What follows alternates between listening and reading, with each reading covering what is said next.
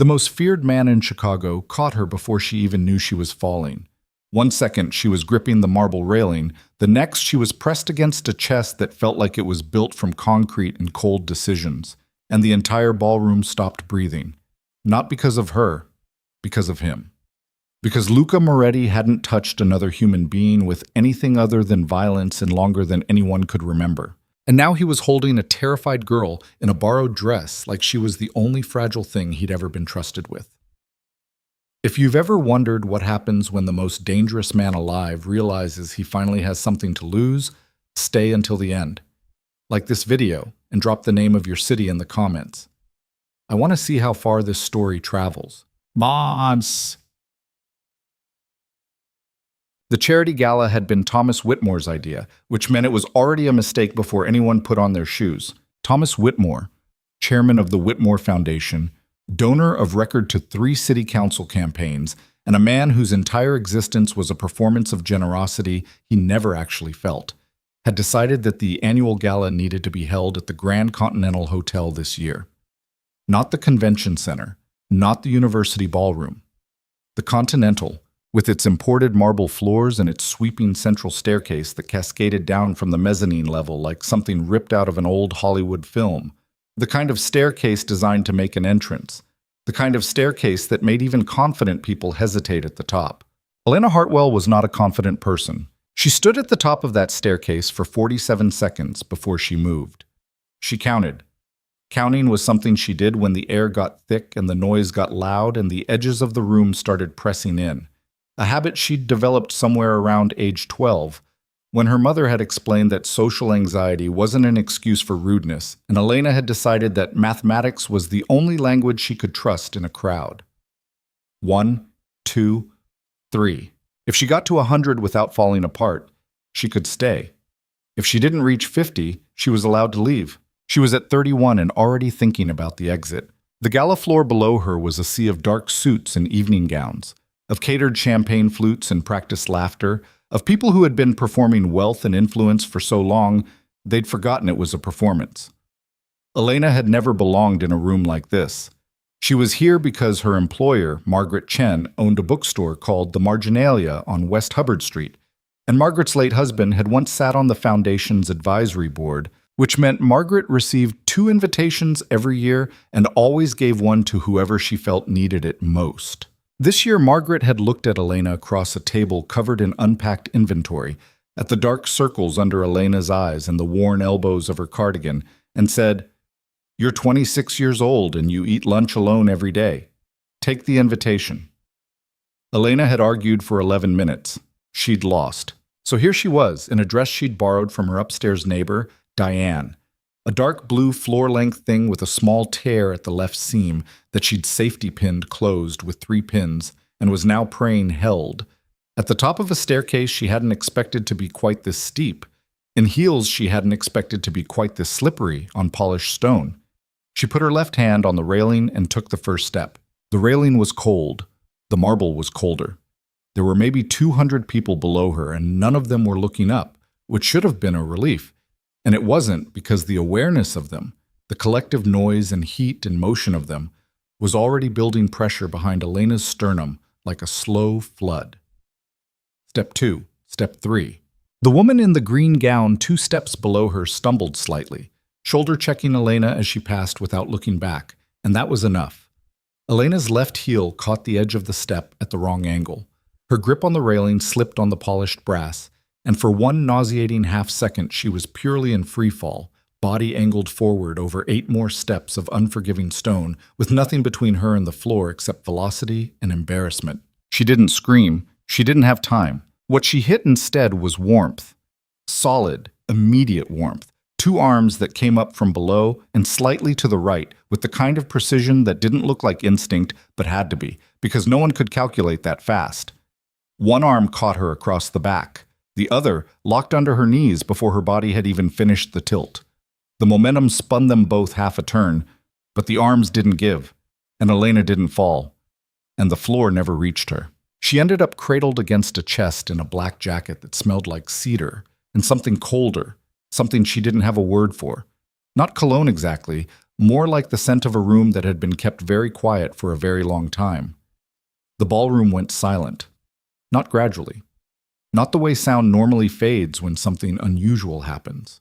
All at once, like a switch, the way silence falls when people aren't just surprised, when they're afraid. Elena looked up.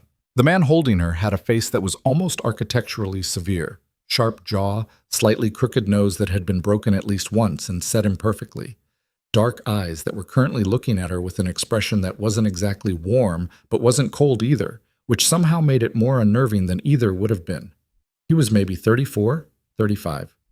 Dark hair cut short at the sides. A jaw that looked like it had been formed by clenching teeth for approximately 2 decades. There was a faint scar at the left corner of his mouth, thin, old, the kind left by something sharp rather than accidental. He didn't look alarmed. He didn't look pleased. He looked like a man encountering a problem he hadn't anticipated and was already calculating the solution for, which Elena would later realize was just how Luca Moretti looked at everything. She didn't know his name yet. The room did. She heard it move through the crowd in a wave. Moretti. Hushed, the way people say the name of something that can hurt them, and she felt the temperature of the silence change from surprise to something more like held breath. "Are you hurt?" His voice was low, not quiet, low, the kind of low that didn't need volume because it was already the loudest thing in the room by default. Elena opened her mouth, closed it. Her face was burning. The safety pins were still holding, which felt like the only victory available to her at this specific moment. No, I'm not hurt. I'm so sorry I lost my grip. The railing is..." She became aware that she was still in his arms. Became aware of that at approximately the same moment that every other person in the ballroom did. "You can put me down." He looked at her for one more second, long enough that she felt it like a physical pressure. And then he did. He set her on her feet with the same precision he'd caught her with, both hands briefly at her waist to make sure she was steady, and then they were gone. And Elena was standing on her own on the bottom step with 200 people watching her and her face the color of the emergency exit signs and absolutely nowhere to put her eyes. "Thank you," she said. She was looking at his second shirt button. "I'm sorry." "You already said that." "I know, Yes." A pause. Elena forced herself to look up. The dark eyes were still doing that thing, that assessment, that quiet calculation. And up close she could see that there was something exhausted behind them, something that had been exhausted for a long time and had stopped expecting relief. "Get a drink," he said. "Your hands are shaking." Then he turned and walked away, and the crowd parted for him the way water parts around something moving too fast and too certain to deflect, and Elena stood at the bottom of the staircase alone, her hands indeed shaking, her borrowed dress intact, her heart doing something complicated and unasked for in her chest.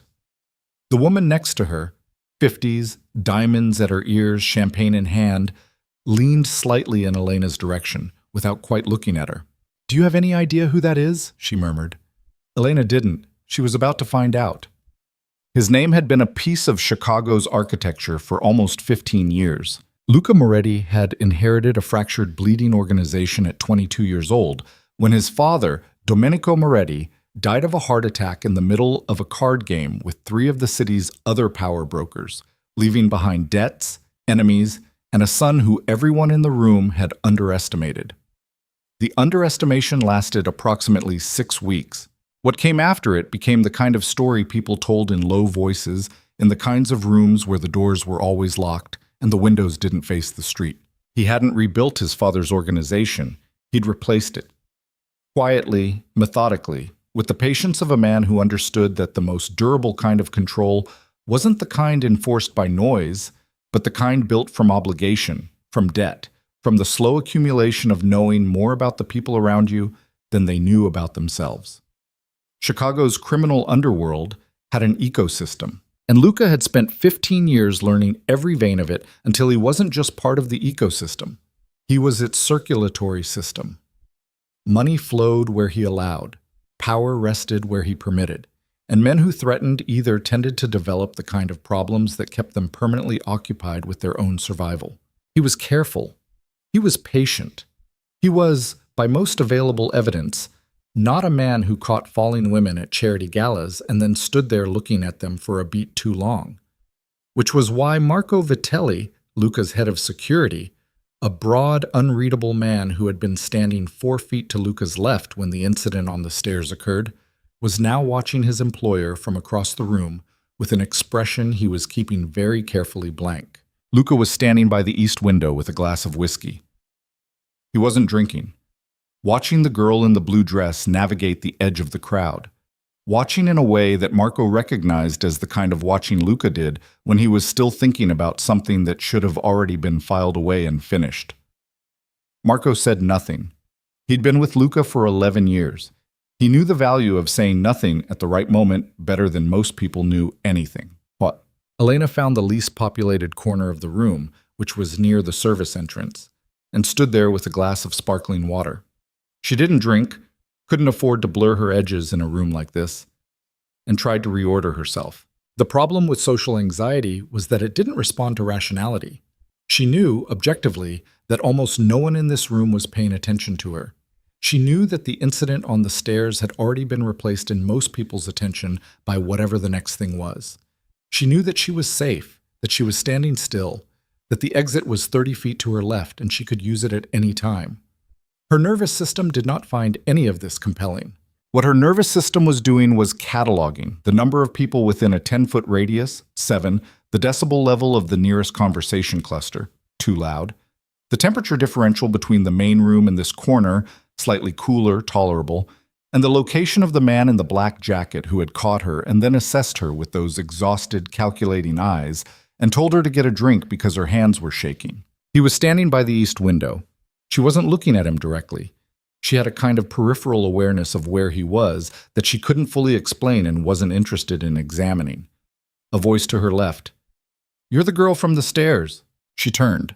Young man, maybe her age, suit that didn't fit perfectly, champagne in hand, and the particular looseness of someone who'd had 2 glasses faster than intended. He had an open, friendly face and the energy of someone who collected social connections the way other people collected stamps. "I'm Elena," she said, because there wasn't a better answer. "Derek Vasquez, you know who that was? The guy who caught you?" "Someone mentioned a name. I didn't—" "Luca Moretti." Derek said it the way the woman with the diamonds had said it, with a specific texture, like the name itself required handling. As in the Moretti, as in half the city's infrastructure runs on money he decides where to put, as in there are people who've been in this city their whole lives who've never been in the same room as him, let alone— He stopped, glanced at her. "You really don't know who he is." "I work in a bookstore," Elena said. "That's not really— you don't have to work in finance to know who—" He looked at her face more carefully. "You genuinely don't know." "I know the name now." "He doesn't come to things like this. He never comes to things like this. Him being here tonight is already a story. Him catching no offense, but him catching anyone like that, in public, where everyone could see it," Derek drank from his glass. "That's going to be talked about. That's already being talked about." Elena looked at her sparkling water. "I just fell." "Yeah," Derek said. "That's kind of the point." "What?" She left 40 minutes later, which felt like a victory of discipline over instinct. Instinct had been screaming at her to leave within the first 15 minutes.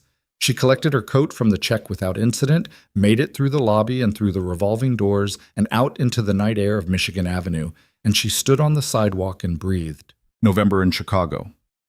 Cold with a specific kind of clarity to it, the kind that only exists when the lake wind has been doing quality control on the air all day.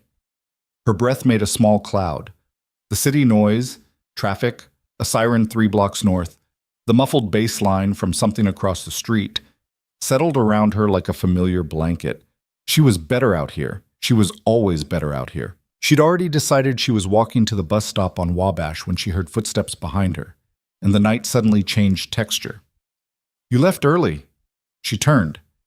He was standing 6 feet back, not close enough to crowd, hands in his jacket pockets, which struck her as odd. She'd expected him to have a bodyguard attached to his elbow at all times. And there was someone behind him at a distance, a large man in a dark coat, but far enough back to be invisible if you weren't looking. She blinked, I was ready to go. The gala runs until midnight. I know when it runs until. A very brief silence. Something in his expression shifted. Not quite amusement, not quite surprise, but an acknowledgement of something, as if she'd passed a test she hadn't known she was taking. Are you always this direct? He asked. Elena almost laughed, which surprised her. I'm the opposite of direct. I'm the most indirect person you'll probably ever meet. You said something, and the obvious response was what I said. I'm not trying to be... She stopped. This is a strange conversation. Most of my conversations are strange. I believe that. She looked at him more carefully now that she was outdoors, where the light was worse, but the pressure was less. The exhaustion she'd seen in his eyes earlier was still there. He was looking at her with the same assessing attention as before, and it should have been uncomfortable, and it was slightly, but underneath the discomfort was something she didn't immediately have a name for. Curiosity, maybe. The sense that she was being perceived rather than just looked at. Nobody looked at Elena that way. She was a woman who had perfected the art of being easy to overlook. You work in a bookstore, he said. Did someone tell you that? I asked. She absorbed that. The Marginalia, West Hubbard. I've been there 4 years. What kind of books? The question surprised her enough that she answered it honestly before she could calibrate the answer. Depends on the day. Tonight I'd want something quiet, something with a small cast and no one dying for at least the first 100 pages. And usually? Usually I want something where somebody wants something badly enough that it changes them. That's really all a story is when you strip it back. Someone wants, someone changes. Everything else is decoration. She heard her own words land in the space between them and felt the familiar heat of having said too much, of having handed something real to someone who hadn't asked for it. She was about to deflect, about to make the self-deprecating retreat she usually made, when she realized he was still listening, not politely, actually listening, in the way that meant the words had gone somewhere rather than bounced off. I should go, she said. I have work tomorrow morning, and you should probably go back in. I'm not going back in. Oh, my car is here. He said it in a way that was almost an offer and almost wasn't, careful enough that she could decline it without it becoming a thing. She took a small breath. The bus is fine. I take it every night. All right. She started walking. She got maybe 4 steps before she stopped herself, because the thing about social anxiety was that it was anxiety, not rudeness, and she'd been raised by a mother who drilled the distinction between the two into her until it stuck. She turned back. Thank you, she said. For earlier, that was a bad staircase. Something moved at the corner of his mouth. Not quite a smile. The ghost of one, maybe, or the memory of what a smile used to look like on that face before whatever had made it forget. Be more careful on stairs, he said. She turned and walked to the bus stop. She didn't look back. But she was aware, with the precision of someone whose nervous system had always been tuned too high, that he was still standing there until she turned the corner. Margaret Chen was at the register when Elena came through the door at 8:47 the next morning, 14 minutes late, which was unusual because Elena was almost never late. Margaret was 61, sharp-eyed, and constitutionally incapable of minding her own business in any situation she found personally interesting. She took one look at Elena's face and said, "What happened?" "Nothing happened." "You have the face you get when something happened." Elena put her bag down under the counter and started unwrapping her scarf. "I almost fell down the stairs at the gala, and someone caught me. It was embarrassing and fine. That's the whole story." Margaret was quiet for a moment that lasted exactly long enough to mean she'd heard more than the words. "Who caught you?" "Someone named Moretti." Elena said it neutrally. "Luca Moretti." The silence that followed was of a different quality than the one before it. Margaret set down the pen she'd been holding. "Elena." "I know. The man in the bar last night explained it to me. Luca Moretti caught you, in front of the whole gala. He happened to be standing there. It wasn't..." "Honey," Margaret leaned forward on the counter in a way that meant she was about to say something she'd decided was necessary rather than comfortable. "I've lived in this city for 40 years. I know what that name means. I knew what it meant when Thomas Whitmore was still nervous about the zoning commission. Whatever happened last night, It's fine. It was an accident. But you should understand what kind of... The bell above the door rang. Both women looked up. The man in the black jacket from the night before was standing in the doorway of a bookstore on West Hubbard Street at 8:49 in the morning. He was wearing a different jacket, dark gray, no tie. Behind him, the broad security presence from the night before was visible through the glass, stationed on the sidewalk with his hands at his sides and the particular stillness of a man paid to wait. Luca Moretti looked at Elena.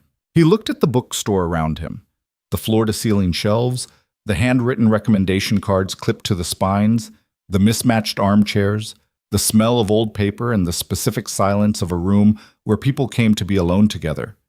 And his expression did something she hadn't seen it do the night before. It relaxed, just barely, just around the eyes. But it was there. "You said West Hubbard," he said. Elena became aware that Margaret had gone very still beside her. "This is a small bookstore," Elena said. "We don't really... we're happy to have you, but do you carry Hammett?" She blinked. "Dashiell Hammett?" "Yes." "Second shelf from the back, left side. We have the Maltese Falcon, Red Harvest, and the Thin Man. The Red Harvest is a first edition reprint worth more than it's priced, if you want my opinion." He walked toward the back of the store. Elena watched him go, then turned to find Margaret looking at her with an expression she couldn't fully decode. "He asked about Hammett," Elena said. "I can see that. He's just looking for a book." "No one," Margaret said very quietly, "who looks like that walks into a store like this for just a book at 8:40 in the morning." He bought all three. He stood at the back shelf for 4 minutes, taking each volume down, opening to random pages with the specific carelessness of someone who reads rather than someone who collects. And then he brought all three to the counter and set them down without the particular performance of wealth that Elena had been braced for. No show of not looking at the price, no gesture of indifference. He just set them down. She rang them up. Her hands were steadier than they'd been the night before, which she considered progress. "Red Harvest first," she said. "If you haven't read them, it's the one where his voice is the most unguarded. He was still figuring out how much he could make the prose carry on its own." He looked at her. "You've read all three?" "I've read everything we carry. That's the job." She paused. "Also, I read them because they're good. What else do you recommend?" She almost said nothing. The instinct to deflect, to minimize, to take up less space. She stopped it. "What are you looking for?" "I don't know. Something with a small cast." The words registered. Her own words from the night before returned to her. She felt the warmth in her face before she could prevent it. "That's cheap," she said. The corner of his mouth moved again, the almost smile. "Maybe. Does it work?" She turned and walked to the fiction section. She was very aware of him watching her move through the shelves with the ease of someone who knew exactly where every book in the room was. Because she did. Because this was the one room in the world where she was completely fluent. She pulled a novel from the shelf, slim, dark cover, dog-eared at the top corner, and brought it back. "Patricia Highsmith," she said. "Strangers on a Train. Small cast, moral complexity. Nobody does anything purely. You'll either love it or you'll find it frustrating because the protagonist makes choices that don't make logical sense." "What kind of choices?" "The kind people make when they want something they've decided they can't want." She heard herself and felt the heat rise again. "Anyway, it's good." He took the book. His hand briefly overlapped hers at the cover and then didn't, and neither of them acknowledged it. And Elena rang up the fourth book and told him the total, and he paid in cash, exact amount, and picked up the bag. At the door, he paused. "Tomorrow," he said. It wasn't quite a question. Elena looked at the bags of inventory that needed unpacking, at the stack of orders Margaret had left on the counter, at the small and manageable and completely comprehensible world of the marginalia that she had been inside for 4 years without anything unexpected happening. "We open at 9, she said. He left. Margaret appeared from the history section, where she had apparently been shelving books within earshot for the entire transaction. "Elena," she said. "I know. That man has..."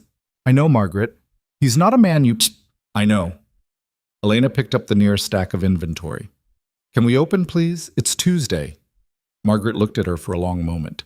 Then she picked up her own stack of books and started shelving without another word, which was the most worried Elena had ever seen her. He came back on Wednesday, and Thursday, and the following Monday. He never came at the same time twice. He never announced himself. He came through the door, walked to whichever section she was working in, and said, "What are you recommending?" Or I finished the Highsmith, or on one Thursday morning when he walked in while she was arguing with a distributor on the phone about a damaged shipment, he sat down in one of the mismatched armchairs near the window and waited without any visible impatience until she finished. She told herself this was strange, but harmless. She told herself this the way she told herself a lot of things, with the particular stubbornness of a person who had decided to disbelieve the evidence of their own instincts because the instincts were inconvenient. What she couldn't ignore was the quality of the conversations. He was a man who listened, not performatively, not the kind of listening that was just waiting for its turn, but the kind that had the texture of actual attention, of something being received and processed and reflected back with new weight. When she talked about books, she talked the way she always talked about books, without the social anxiety editing, without the constant internal assessment of whether she was taking up too much space, because books were the one subject where the editing process simply failed. She couldn't be guarded about Patricia Highsmith. She'd never found a way to do it. He asked questions that weren't small. Not what's your favorite book, but why do you think people keep reading stories where the person trying to do right thing ends up causing more damage than the person trying to do wrong? Not do you like working here, but what does it feel like to be in a room where everyone is inside their own world at the same time, not touching? She told him. She answered the way she almost never answered, without simplifying, without softening, without preemptively apologizing for the length or the complexity of what she was saying. And he listened, and he didn't flinch, and he told her in return, not equally, not with the same openness, but enough. Enough to sketch the outline of something behind the severe face and the exhausted eyes and the particular silence that seemed to follow him from room to room. She started learning his edges without meaning to. The way he went still when he was angry rather than loud, which was the opposite of what she'd expected. The way he never looked directly at the door when he entered a room but always knew where it was. The way he talked about the neighborhoods he'd grown up in, Bridgeport, 2 blocks from the park, with a specificity that meant he still walked there, still looked at those streets with the eyes of the boy he'd been rather than the man he'd become. She didn't ask him directly about his work. She didn't need to. The shape of it was present in every room he entered, in the way other people moved around him, in the conversations that stopped when he walked past, in the particular courtesy of someone like Marco, who was usually outside on the sidewalk, but occasionally came in and stood near the door with the neutral expression of a man who was there, and also wasn't. She knew what he was. She knew what the name meant. She had looked it up on the third night, sitting in her apartment above the dry cleaner on North Paulina, with the laptop on her knees and the winter rain against the window. What she found was a portrait assembled from implications rather than facts. No criminal record, because the kind of power Luca Moretti operated with was the kind that made criminal records a theoretical concern. A legitimate business portfolio that was too varied and too clean to be entirely legitimate. A reputation that moved ahead of him like weather. 3 newspaper mentions, 2 in the society section with photographs that caught him at the edge of frames, as if he were always aware of the camera angle and had decided to concede the minimum possible evidence of his presence. 1 in the Tribune's investigative series on organized crime in the city, referred to only as a figure believed to have significant influence over the West Loop distribution network. She'd sat with the laptop open for 20 minutes after that last one. Then she'd closed it and gone to sleep, because what she'd learned was something she'd already known, and knowing it more precisely didn't change the fundamental arithmetic. He was showing up at her bookstore. He was buying books. He was sitting in the armchair by the window and asking her questions about the relationship between moral ambiguity and narrative satisfaction. He was doing all of this in the mornings, before the city woke up enough to be watching. And she was not, as it turned out, afraid. She'd tried to be. She'd had the conversation with herself, the serious one, standing at the sink with the toothbrush going and her own eyes in the mirror. You know what he is. You know what people like him do. Fear is the appropriate response. The appropriate response to the most feared man in Chicago is to be afraid of him. But fear, as a practical matter, was a response to a perceived threat. And something about Luca Moretti, something she couldn't locate precisely. Something in the quality of the exhaustion behind his eyes, or the careful, almost reluctant way he seemed to handle things he found fragile, did not register to her nervous system as a threat. As a complication, yes. As something she wasn't equipped for, almost certainly, but not a threat. Oh, the fourth visit, a Wednesday, he arrived at 9:20 and found her in a standoff with the register's printer, which had jammed for the third time that week. "It's not personal," Elena said, not looking up from the machine. "It just... Here, hold this." She held out a small loop of jammed receipt paper without looking at who she was handing it to. He took it.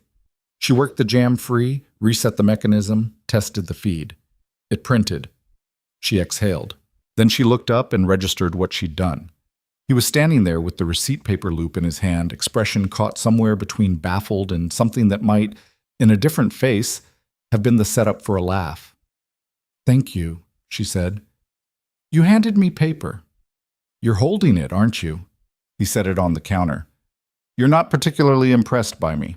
"I'm impressed by people who finish a Hammett novel in 3 days and ask reasonable questions about it afterward," she said. "Are you?"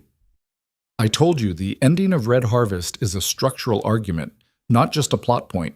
The operative doesn't solve the problem, he becomes it. That's the whole—" "Yes," she said. "That's what I said when I recommended it." The almost smile again. Closer this time. She could see when she looked directly that his face was built for something more than what it usually did. The architecture was there for expressiveness, for warmth even, buried under years of controlled stillness. It surfaced briefly around his eyes when he was following a thought he found genuinely interesting and then receded. She was cataloging him.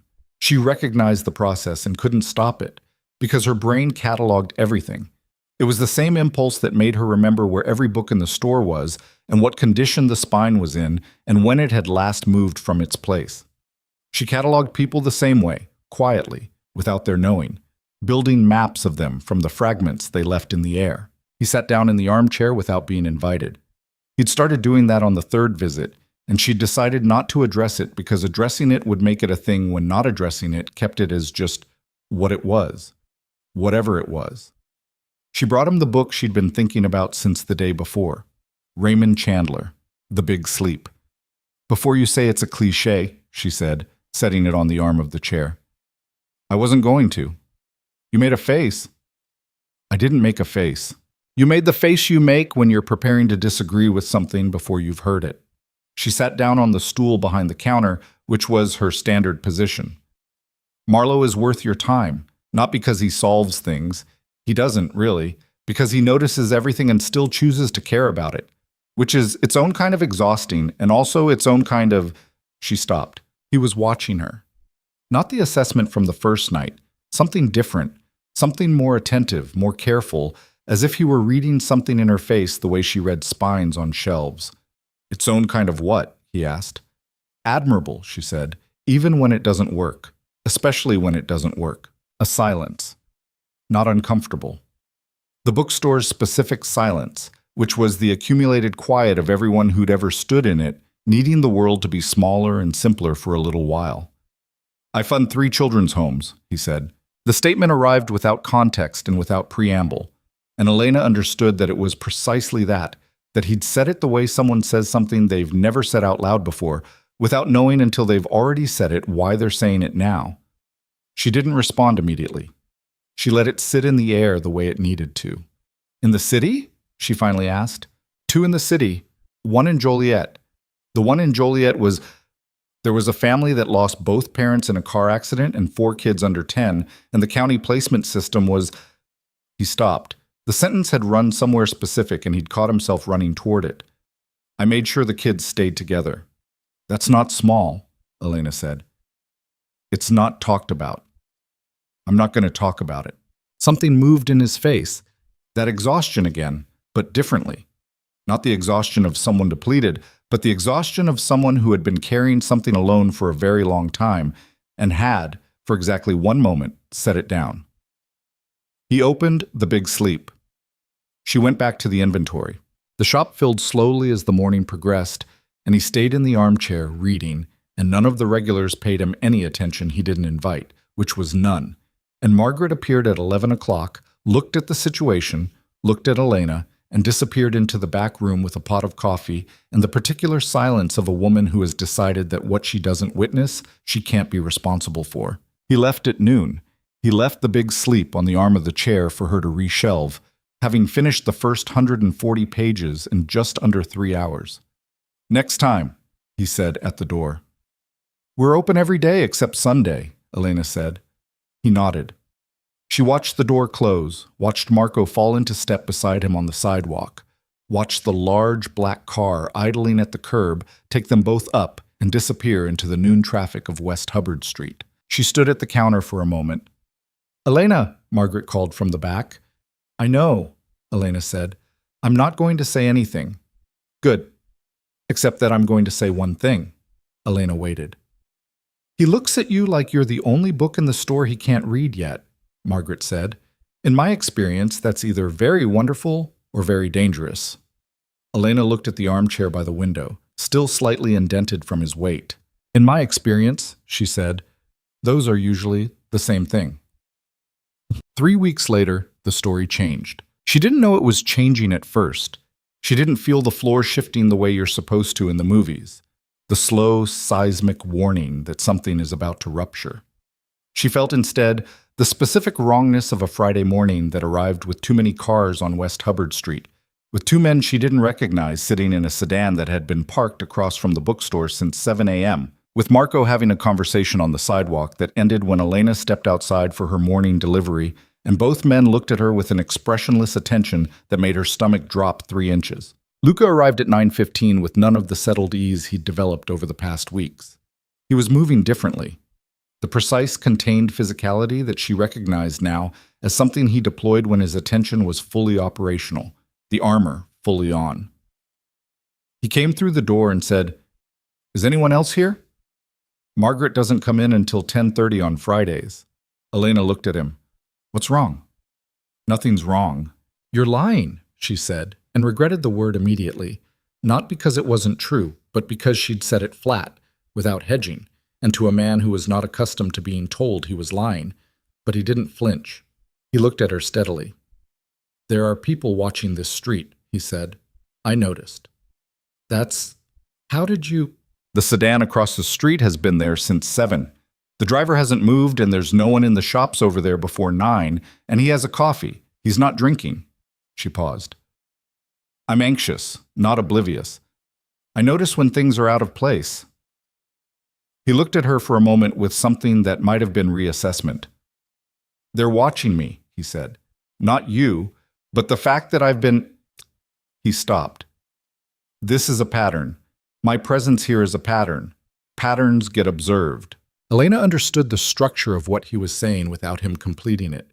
She felt the understanding land in her chest with a weight that had nothing to do with fear and everything to do with something much more complicated. "You're telling me to be careful," she said.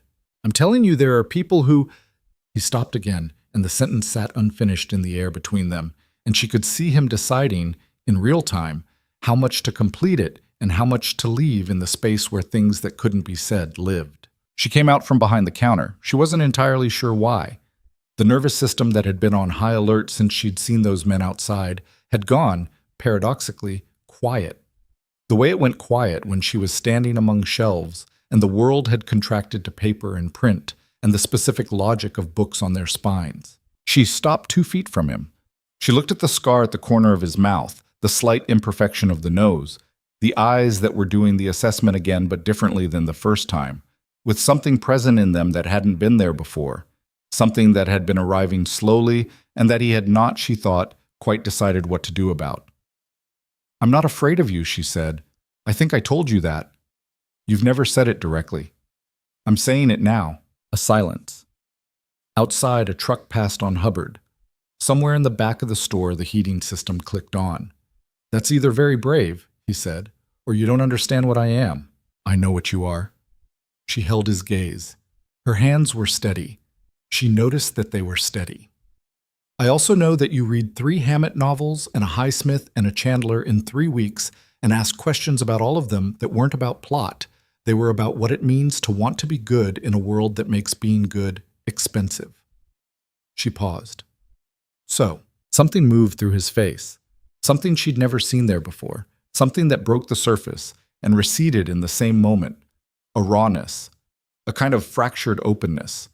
The expression of a man who had been armored for so long that the one breach in the armor felt like catastrophe. He reached out and very carefully pushed a piece of her hair back from her face. Then he stepped back. 2 steps, deliberate, returning the distance between them to something manageable.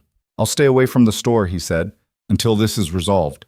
Luca, it's safer." She wanted to argue. The argument was already formed. "I'm not asking you to. I can make my own decisions. What does safer mean in a city where you're the thing people are afraid of?" But she watched his face and understood that this wasn't about her and wasn't about books, and that the calculation he was running was one she couldn't fully see, and that whatever he was afraid of losing, it wasn't an argument. "How long?" she asked. "I don't know." She nodded. She went back behind the counter. She was very aware of the distance and what it contained. "There's a copy of Graham Greene's The Quiet American on the 3rd shelf," she said. "2nd row. It's been there for 2 years and it belongs to you, even if you've already read it. Leave money on the counter." A pause. "I've read it," he said, "but leave money on the counter anyway." She didn't look up. She heard him cross to the shelf, heard the whisper of the book pulled free, heard the specific sound of bills set on wooden counter, and then the bell above the door. She stood at the register for a long time after he left. Outside, the sedan was still parked across the street, and in Elena Hartwell's chest, something had changed its shape. Something she'd been calling curiosity, which she now understood was something else entirely, and which had been growing in the space between armchair and counter and early morning shelves and the ghost of an almost smile for weeks, and which had just been handed back to her by the most feared man in Chicago in the form of a book he'd already read. She was in trouble. She'd known it for days, but she knew it differently now. Knew it the way you know a thing when someone has finally said the quiet part out loud, not with words, but with care, which was, she'd always believed, more honest than words anyway. Outside, a car started. The sedan, pulling away from the curb, slow and deliberate, watching. And Elena Hartwell stood in the small and manageable and entirely insufficient world of her bookstore, and understood that the world had just gotten larger whether she'd asked it to or not. She reached under the counter and counted the bills he'd left. $40 for a $7 paperback. She put 33 in the register. She folded the remaining 7 and held them for a moment, and then she put them in her pocket, and she opened the store for the day, and she waited. For what? She wasn't yet ready to say.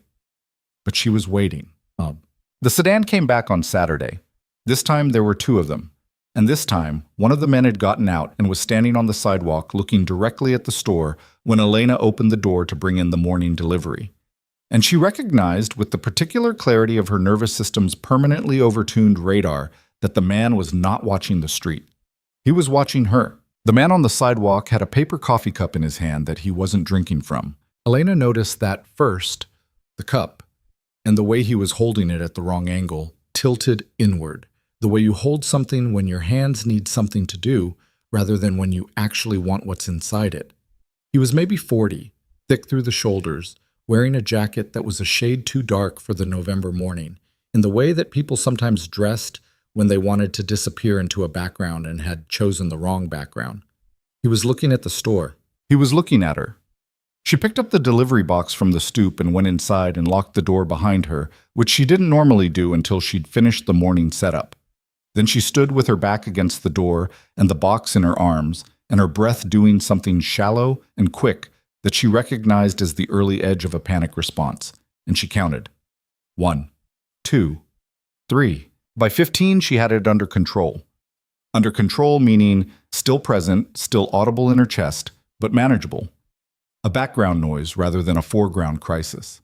She put the box on the counter and looked at her phone. She had Luca's number. He'd written it on the back of a receipt on the 2nd week, not with any ceremony, just, "If the distributor gives you trouble again, call this." And she'd transferred it to her phone and not looked at it since, because looking at it too often felt like a decision she wasn't ready to make. She looked at it now. She put the phone face down on the counter and started opening the box with a box cutter, Because what she was not going to do was call a man she'd known for 3 weeks because a stranger was standing on the public sidewalk outside her place of employment. That was not a reasonable response. That was not who she was. The phone stayed face down for 4 minutes. Then she picked it up and typed, "There was a man outside the store this morning. Same car as yesterday. I thought you should know." She sent it before she could edit it into something smaller. The response came in 40 seconds. "Don't open until Margaret gets there. I'll handle it." She typed back, "I'm already open." A pause. Then, "Of course you are." She almost smiled. Then she thought about the man with the coffee cup and didn't. Marco arrived first, at 9:47, while Elena was helping the only customer who'd come in so far. An older man named Gerald, who came every Saturday for a large print mystery, and had been doing so for 3 years and was constitutionally unaware of anything that wasn't a mystery novel. Marco came through the door, swept the interior with a glance that was so practiced it looked like he was just looking at the shelves, and stationed himself near the history section with a book he'd pulled from the nearest shelf without reading the spine. Elena rang up Gerald's copy of an Agatha Christie reissue and watched Marco hold a book about the Byzantine Empire upside down and decided not to say anything. When Gerald left, she said, "You're holding it upside down." Marco looked at the book, turned it over, set it back on the shelf.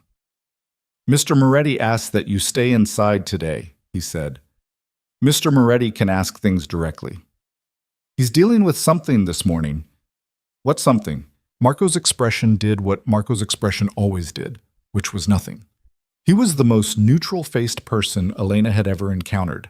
Not cold exactly, but sealed, like a room that had been closed off so long that even the air inside had gone still.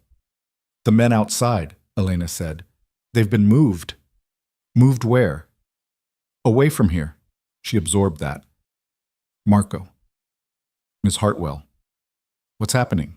He looked at her for a moment with something behind the neutrality. Not warmth exactly, but the recognition that she was owed a response above the minimum.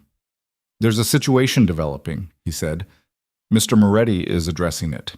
In the meantime, it would be helpful if you stayed small and didn't ask questions." A pause. "I wasn't going to phrase it that way." "But that's the shape of it." "The shape of it," Marco said carefully, "is that Mr. Moretti would like you to be safe while he deals with something that doesn't involve you. The men watching this store involves me. They were watching the store because of patterns in Mr. Moretti's own movements. You are incidental." The word landed with more weight than he'd probably intended. Elena turned back to the register. "Tell him I'm fine," she said, "and tell him incidental is a strange word to use for someone he's been visiting every week for 3 weeks. Marco said nothing. But when she glanced up a moment later, she caught the edge of something in his face that might, under different circumstances and in a different face, have been the slight crease of a man acknowledging a fair point.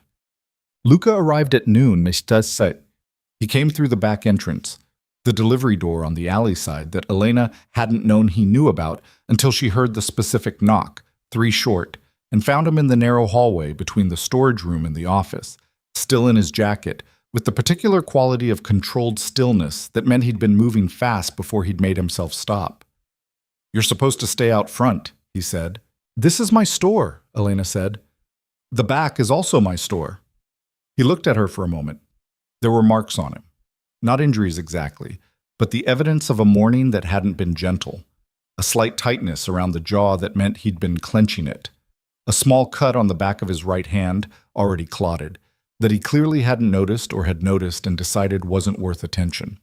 She looked at the cut. She looked at him. "What happened to your hand?" He glanced down. "It's nothing. There's a first aid kit in the storage room." Elena Payne. "There's a first aid kit in the storage room," she said again, in the same tone, which was not a raised tone, but the one that Margaret had once told her was much more effective than raising her voice, because it left no room for the other person to find a gap to push through. He followed her into the storage room. She found the kit on the second shelf, opened it, and took out what she needed without making a production of it. He sat on the edge of a shipping crate without being asked, the movement of a man who was accustomed to making himself fit whatever space he was given, which told her something about him that she filed away without fully examining. She cleaned the cut. It was shallow, a scrape more than a cut, the kind left by something with an edge rather than a blade. He said nothing during the process. His hand was very still in hers. She was aware of the size of it, the size of him generally, the way he took up space in the small room, not aggressively, but simply because the room wasn't built for someone with that particular density of presence. "The men this morning," she said, working the adhesive strip into place. "They work for a man named Vincent Caro." He said it flatly. "He runs a distribution operation out of the South Side. We've had a disagreement about territory, about money. Mostly about the fact that he made a move on a neighborhood I've kept stable for 7 years and seems surprised I noticed." "How bad is the disagreement?" He looked at her steadily. "Bad enough that he's having my movements tracked." "Bad enough that he's tracking me?" "He's not tracking you. He stopped. The jaw tightened. "He's identifying leverage. That's how men like Caro operate. They look for what you care about and they..." Another stop. The sentence had somewhere it was going that he wasn't going to let it go. Elena pressed the adhesive strip flat and released his hand. "And have they identified anything?" she asked. The silence lasted 4 seconds. She counted. "I don't know yet," he said. It was not, she understood, a true answer. It was the answer he decided on, which was a different thing. And she knew the difference because she'd spent 4 years answering Margaret's questions with the answers she'd decided on rather than the true ones, and she recognized the architecture of it. She put the first aid kit away. She sat down on the other shipping crate facing him, close enough that the storage room felt like it was mostly them and very little room. "If they've identified me as leverage," she said, "I need to know. Elena, I need to know." He looked at her with the exhausted eyes, with the assessment, with the something that had been arriving slowly for weeks, and had, she thought, arrived. And the expression on his face was one she hadn't seen there before, something exposed and conflicted and almost angry, except the anger wasn't aimed at her but at the situation, at the particular geometry of having put someone in danger by caring about them, which was, she could see him working through it in real time, a thing he hadn't done in a very long time, if he ever had. "They know you exist," he said. "They know the store. They know the pattern." He looked at his bandaged hand. "It's enough." "Enough for what?" "Enough to make you a consideration." He looked up. "In their calculations." Elena let that sit for a moment. Outside the storage room, the shop sounds were normal. The heating system, a customer moving through fiction, Margaret's voice asking if someone needed help. Normal. Manageable. The world of the store. "What are you going to do?" she asked. "Resolve it." "How?" "The way these things get resolved." She watched him. The controlled stillness, the sealed quality. But underneath it, when she looked at the precise angle, at the lines around his eyes and the set of his mouth, something that was not, she thought, as controlled as he wanted it to look. Something that was running a calculation with a variable he didn't have a clean answer for. "The way these things get resolved," she said slowly, "generally means more men with coffee cups outside my store. Or worse. It means the problem stops. It means violence." He didn't deny it. She hadn't expected him to. She looked at the first aid kit she'd just put away. She thought about the man at the gala who'd held her steady at the bottom of a marble staircase with the precision of someone who'd learned how not to let things break. She thought about the armchair by the window, and 3 weeks of early mornings, and Hammett, and Highsmith, and Green, and questions that weren't about plot. "I'm not going to tell you what to do," she said. "Good. I'm also not going to pretend I don't know what this is, what you are, what that means." She held his gaze. "But I'm not leaving the store. This is my job and my life, and I'm not going to disappear from it because someone is using me as a variable in their calculations.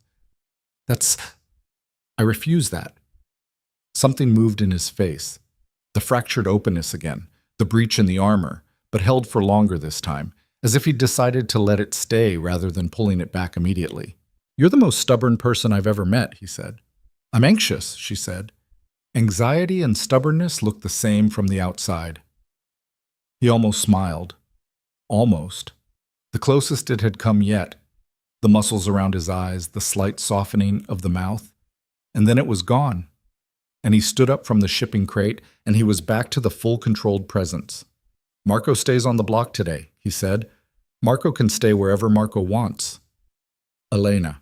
"I heard you," she said. "Marco stays, fine." She stood. Now come out front. Margaret's going to assume I've stored a body in here if we're in the back much longer. Margaret did not assume this, but she did look at Luca's bandaged hand and then at Elena with an expression of barely restrained inquiry that she maintained for the rest of the afternoon with the discipline of a woman who had decided that not knowing was currently the more comfortable option. Luca stayed for 2 hours.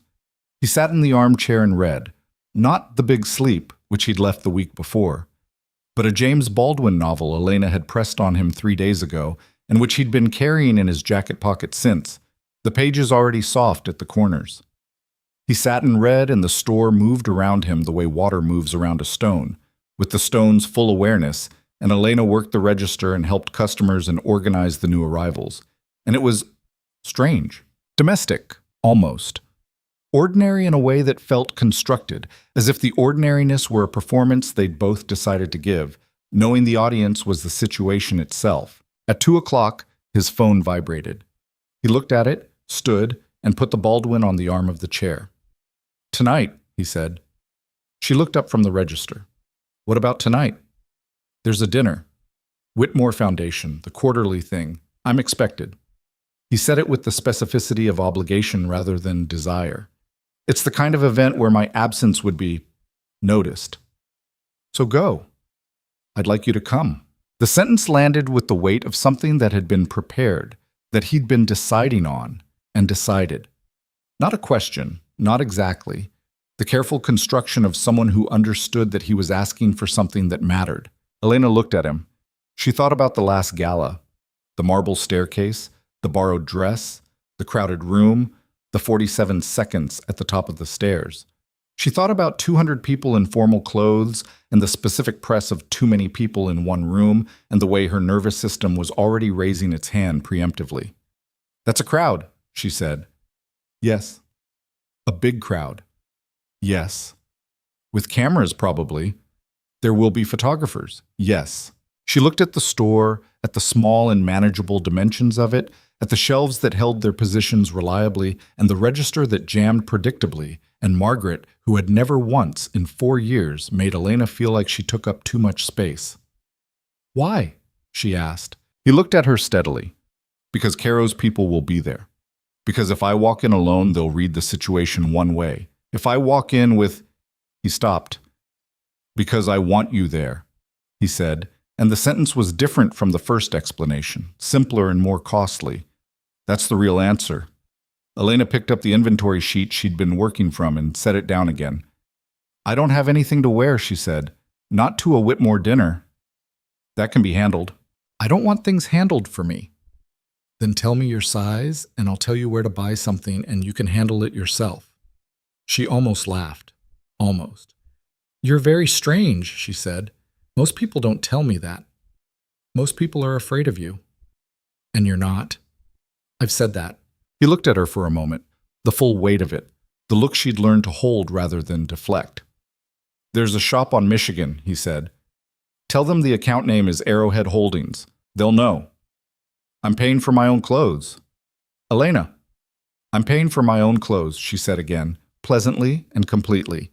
And he looked at her the way she'd come to understand meant he was deciding whether to argue, and had concluded it wasn't worth the effort. 7:30, he said. I'll send a car. I can take a car, he said. Please. She recognized the please as something rare in his vocabulary and handled it accordingly. 7:30, she said. What?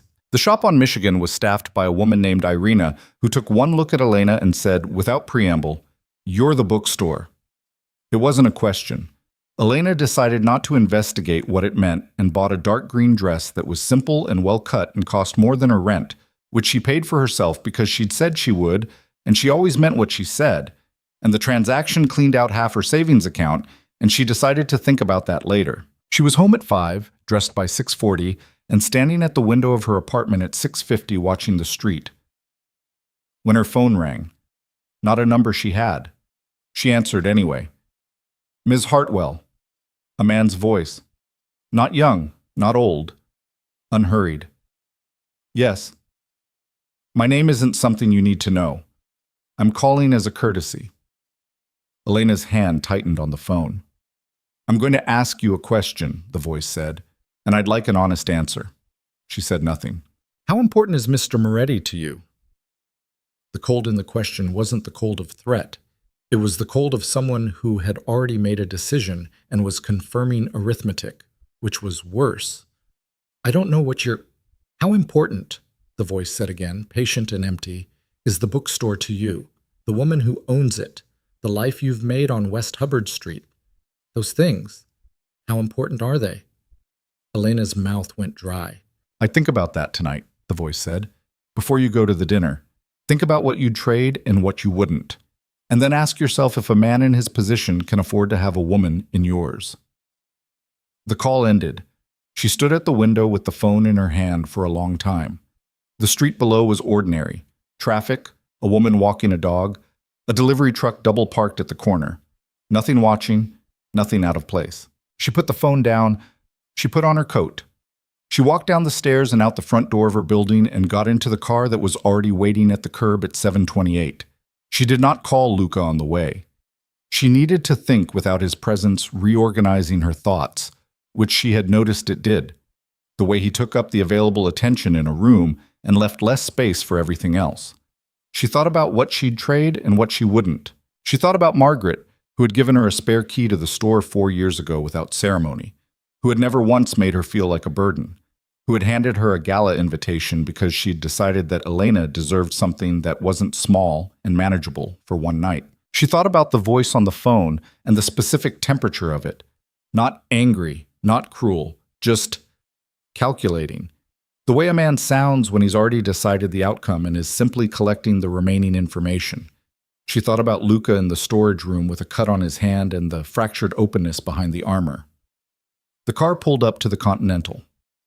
He was waiting at the base of the entrance steps, which she recognized as intentional, not in the lobby, not at the table, but outside, where he'd have to have been standing for a while, in the cold, watching for the car. Marco was behind him at the standard distance, and there was another man she didn't know flanking the steps at the far side. She got out of the car. He looked at her for a moment. The green dress, her hair, the fact that her hands were not visibly shaking, which she was working at, and something moved through his face that she didn't have language for yet, something that was too direct to be the almost smile and too quiet to be surprise. "You came," he said. "I said I would." "You could have changed your mind." She looked at him. She'd made a decision on the drive over, in the silence of the car, the decision not to tell him about the phone call until after, until she'd had time to think about what it meant, what it was intended to do, whether it had done it. "I got a phone call," she said, because she'd also decided she couldn't lie to him, which was a different kind of decision. He went very still. "When?" "An hour ago. A man. He asked me how important you were to me."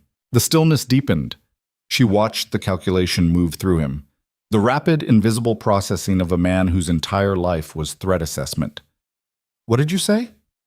"Nothing." He didn't wait for an answer. He looked at her for a long moment. Behind him, the hotel entrance blazed with light, and the sound of the gala drifted out.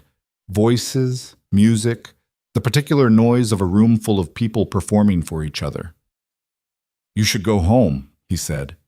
His voice was different, stripped. "I don't think that's..." "Elena." The word arrived with weight, with something urgent and barely controlled. "If Caro called you directly, he's already..." "I know what he's already done," she said. "He's put me in the equation." "Then you understand why..." "I understand why you'd want me somewhere safe and small and out of the picture." She met his eyes. "I also understand that going home and disappearing is exactly what he's trying to get me to do. Because if I disappear, you're alone tonight, and whatever he's planning for tonight, that's not your Luca." She said his name the way she'd said it in the storage room, without raising her voice, without leaving gaps. "I'm already in the equation. Going home doesn't take me out of it. It just means I'm in it without being here." She paused. "So I'm here." He looked at her for a very long time. She saw the moment he stopped arguing, not because he'd been persuaded, but because he'd understood that she had processed the risk and made a choice, and that the choice was not going to change, and that underneath the fear for her, because she could see it now, had been able to see it for a while, the thing driving the controlled stillness, The particular quality of how he stood between her and the rest of the room, underneath it, was something that didn't know what to do with a person who chose toward him instead of away. He held out his arm. She took it. They walked up the steps and into the light and through the doors of the Continental Hotel, and the room turned, the way rooms turned for him. And this time when it turned for both of them. The dinner lasted 3 hours. Elena sat next to Luca at the main table and managed the crowd the way she managed every crowd, by making it smaller in her head, by focusing on the immediate circle of 2 or 3 people, by letting the larger noise become ambient rather than present. Luca, she discovered, was a different person at a table like this. Still precise, still controlled, but operating in a register she hadn't seen before. The register of a man who had learned to speak every language in the room and had chosen which ones to deploy and when with the care of a chess player who'd memorized the board. He was not warm with these people. He was functional. He answered what was asked, initiated nothing that wasn't necessary, and kept his attention. She felt it, the continuous quiet tracking of it, on the room and on her in equal and unequal measure. She managed. At the mid-dinner break, when the room broke into smaller groups for drinks, a man materialized at Luca's elbow, who Elena understood immediately was not supposed to be here. Not in the sense of the guest list, he was clearly on the guest list, but in the sense that Luca's body changed the moment the man appeared, the controlled stillness shifting into something below stillness, something that was already several calculations deep. The man was maybe 50, with the expensive casual ease of someone who'd been wealthy long enough that he wore it like a second skin. He smiled at Luca with the particular quality of a smile that was entirely performance. Luca, as if they were friends. Vincent, flat. So this was Caro. Caro's eyes moved to Elena with the unhurried assessment of someone who had already decided what she was and was simply confirming dimensions. And this must be the bookstore, he said pleasantly. Elena smiled at him. Her heart was doing something urgent behind her ribs. Her hands were at her sides, still, because she was not going to give him her shaking hands. Elena Hartwell, she said. Vincent Caro. He shook her hand with the particular firmness of a man who wanted you to feel the bones. Lucas told me nothing about you. I've read everything about you, Elena said, which was a lie. She'd read nothing about Vincent Caro. But it was the kind of lie that landed because it was the kind of thing that could be true, and she watched it land, watched the slight recalibration in his eyes. Interesting, Caro said. He looked back at Luca. I was hoping we'd have a chance to talk tonight. There are some, he paused, logistical questions. We've had that conversation, Luca said. I think there's more to say. I don't. The smile stayed in place with the mechanical persistence of something that didn't need genuine feeling to function. Well, Caro said, perhaps after dinner, I'm sure Ms. Hartwell won't mind lending you for a few minutes. He looked at Elena again. It was lovely to meet you. He moved away into the crowd with the unhurried ease of a man who knew he'd made his point. Elena waited until he was far enough, then said quietly, He called me. I know, Luca said. His voice was very low. I know. You knew before I told you. I suspected. When you said there was a call, I knew. She looked at the room, the chandelier, the white tablecloths, the circling servers with their trays, the performance of civility that the city's powerful staged for each other twice a year. What does he want? She asked. What he's always wanted. The West Loop network. My distribution contacts. The political access I've spent 15 years building. He wasn't looking at her. He was scanning the room with that continuous tracking attention. What he's decided is that the cleanest way to get it is to make me negotiate from a position of loss. The words sat between them. What kind of loss? She asked, though she already knew. He looked at her then. Direct. No armor, no assessment, just the unguarded thing that had been arriving slowly and had now fully arrived, clear and unequivocal in his face, and she felt it the way you feel a change in barometric pressure. Not with one sense, but with the whole body. The kind, he said, that I've spent 15 years making sure I didn't have. The room exploded. Not metaphorically, physically, actually, with a sound like the world had changed its mind about its own architecture. The crack of gunfire, somewhere to the left and near, and the subsequent shatter of a window and the immediate human response that was half panic and half instinct. Chairs scraping back, bodies dropping, screams building from the near side of the room and spreading outward. Elena felt Luca's hand close on her arm. Not hard, not panicked, but with the precise directional force of a man who knew exactly which way to move, and then they were moving, not toward the exit with the crowd, but sideways, toward the wall, toward the service corridor he'd clearly already mapped, because of course he had, because that was how he walked into every room. Behind them the shooting continued, not aimed at them, she realized, aimed elsewhere, a distraction, a statement. And Marco was suddenly there, materializing from the panicking crowd with the calm of a man who had been waiting for exactly this, and the three of them were through the service door and in the corridor, and moving. And in Elena's chest, something had torn loose that she couldn't put back. Not fear, not the panic response her nervous system had been trained to produce in crowds. Something older than that, simpler. The understanding, arriving without negotiation, that she was no longer a variable in someone else's calculation. She was the reason the calculation existed at all. And behind them, in the ruined ballroom, Vincent Caro was still somewhere in the crowd, unhurried, already planning the next. The service corridor was 40 feet long and smelled like industrial cleaning solution and old grease, and Elena counted every step. 1, 2, 3. Marco was ahead of them, moving with the particular economy of a man for whom a crisis was simply a different category of Tuesday, checking each door with the back of his hand before pushing through. Luca had Elena's wrist, not her hand, her wrist, the specific grip of someone who understood the difference between guiding and controlling.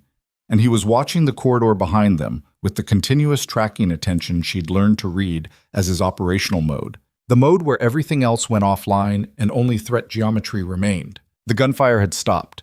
That was worse than if it had continued, because the stopping meant a transition. From statement to consequence, from warning to something with a different kind of intention. "Where are we going?" Elena asked. "There's a loading dock at the end of this corridor. Cars already—" "Marco." Luca's voice changed. Single syllable, specific weight. Marco had stopped at the door at the end of the corridor. He wasn't opening it. He was standing with his hand flat against the surface, head slightly angled, listening. The three of them held still. Footsteps. The other side of the door. 2 people, maybe 3, moving without the panicked randomness of gala guests who'd lost their way. Moving with direction. Luca's hand on Elena's wrist pulled her back 2 steps, smooth and immediate, putting himself between her and the door without making a production of it, without drama, the way a person moves when they've already run the scenario and know where to be. Marco looked back. A look that communicated something Elena couldn't fully decode. A question or an answer to a question. Something that moved between them in the compressed language of 2 men who'd been in corridors like this before. Then Marco pushed through a side door Elena hadn't clocked. A linen closet, narrow, shelves of tablecloths and napkins stacked to the ceiling, and the 3 of them were inside with the door pulled shut in under 4 seconds. The footsteps passed outside. Elena's back was against a shelf. Luca was directly in front of her in the dark, close enough that she could feel the warmth of him, could hear his breathing, controlled, slower than the situation seemed to warrant, the breathing of someone who had disciplined their body into cooperation with their mind over a very long time.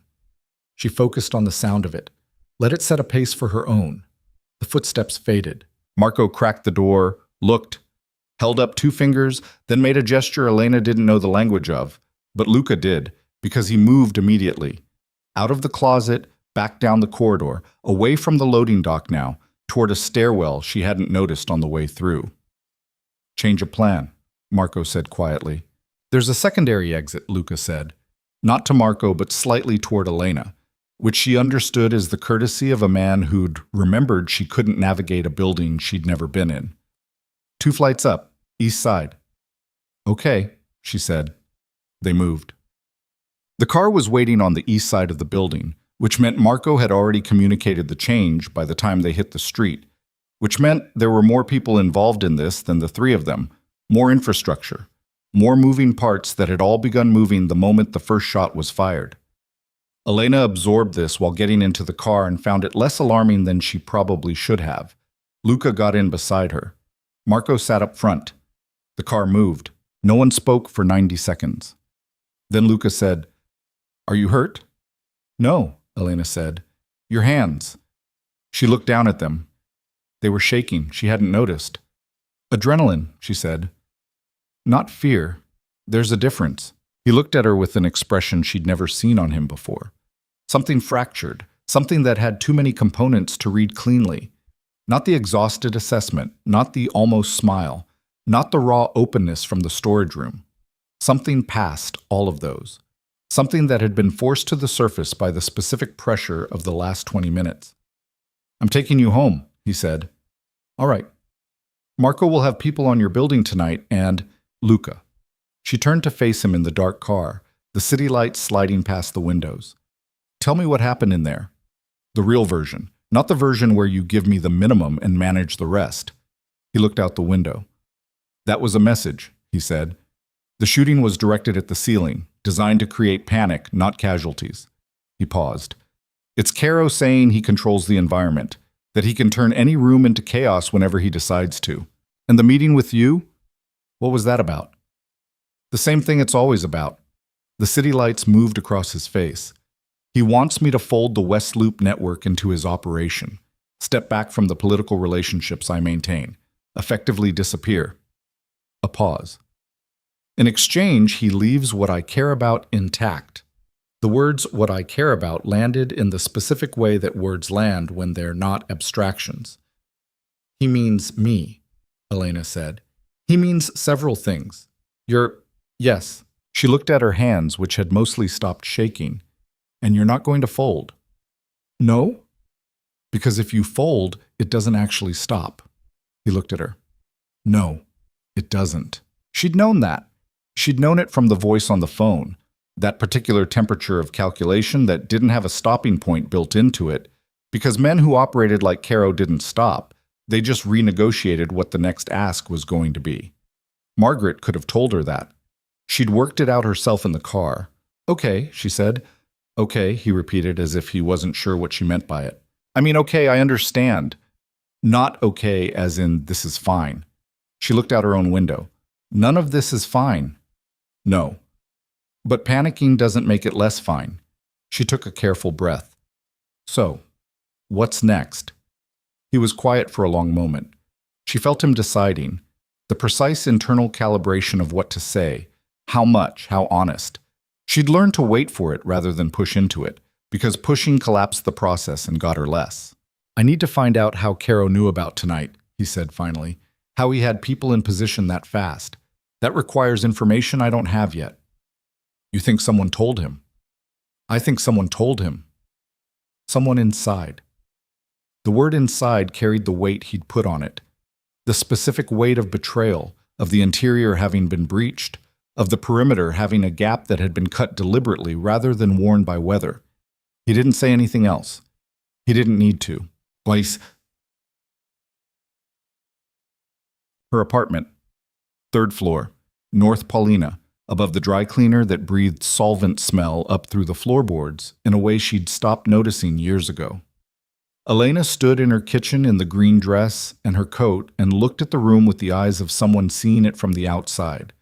The stacked books on every surface, the single armchair by the window that was her reading chair, the kitchen table that was also a desk, that was also a surface for whatever she was currently in the middle of, the particular organized disorder of a woman who lived alone and had never had a reason to make the space presentable for anyone else. She heard a car outside, and then another.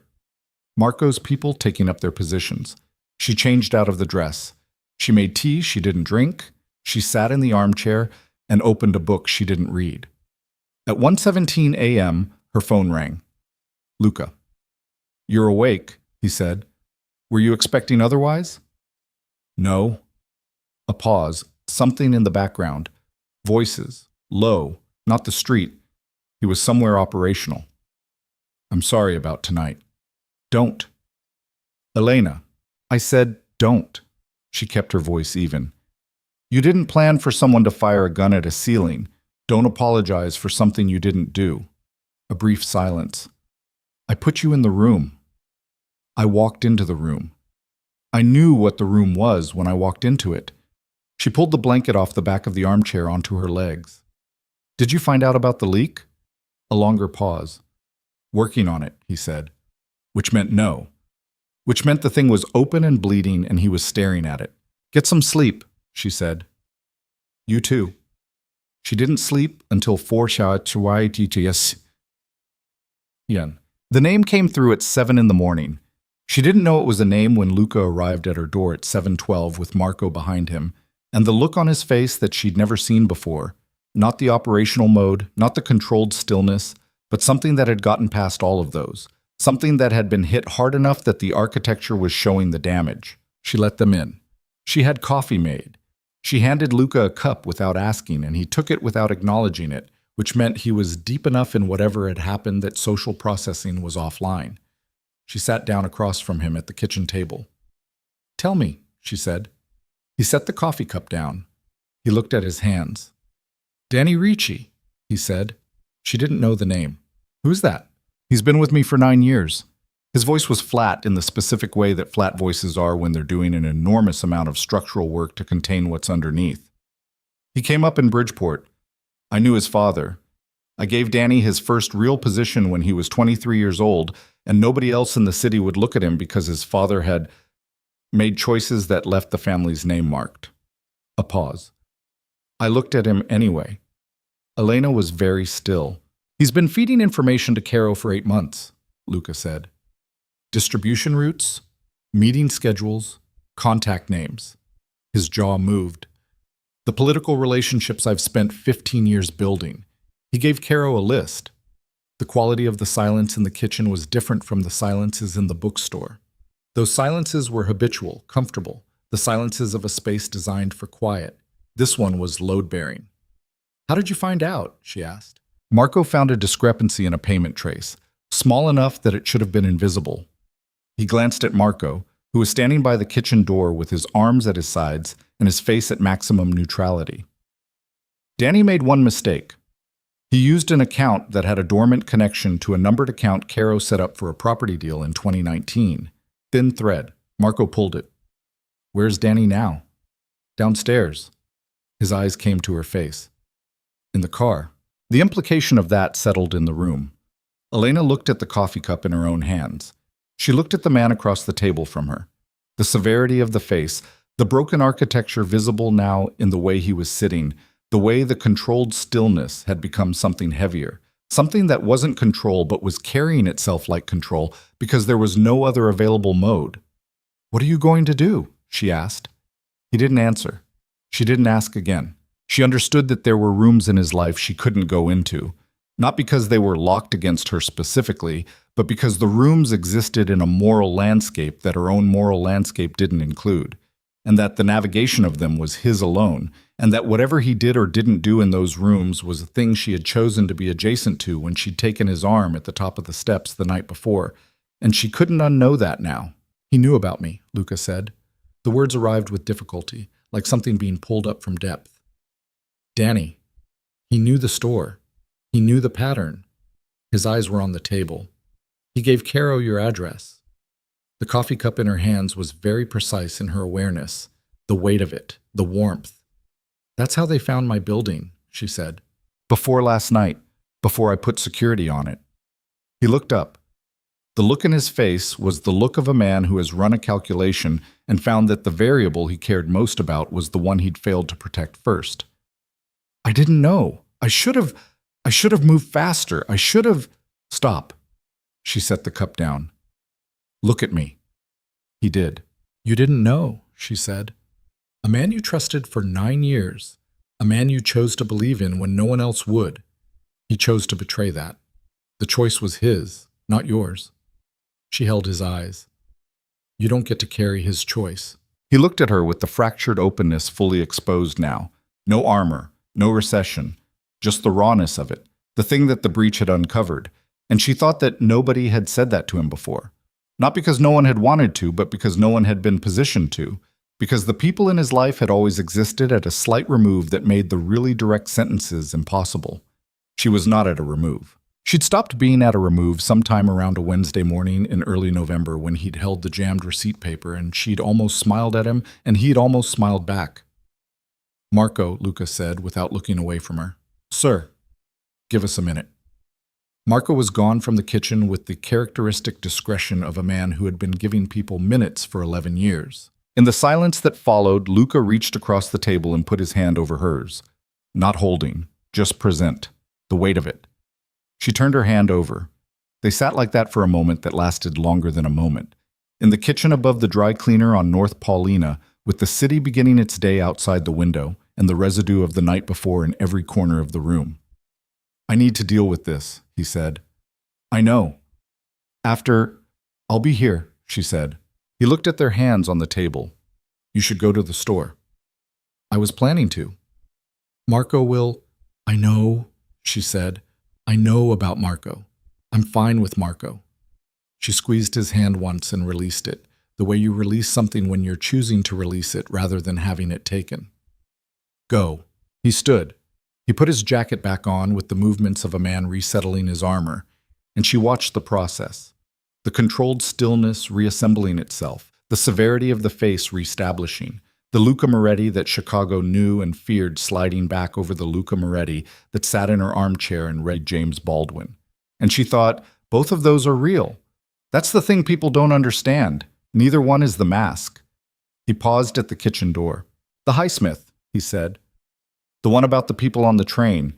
You said the protagonist makes choices that don't make logical sense because he wants something he's decided he can't want. She looked at him. Yes. I understand that now, he said. I didn't when you recommended it. He left. She sat at the table for 5 minutes. Then she got up, got dressed, and went to work. The marginalia was cold in the mornings now. December had arrived without announcement, dropping the temperature of the building's old bones into the range where the heating system fought a losing battle until mid-morning.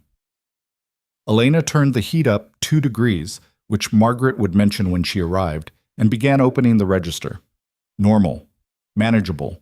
The specific silence of the store. At 10:15, the bell above the door rang, and the man who came in was not Marco, and was not a regular customer, and was not anyone she'd seen before, but she knew immediately.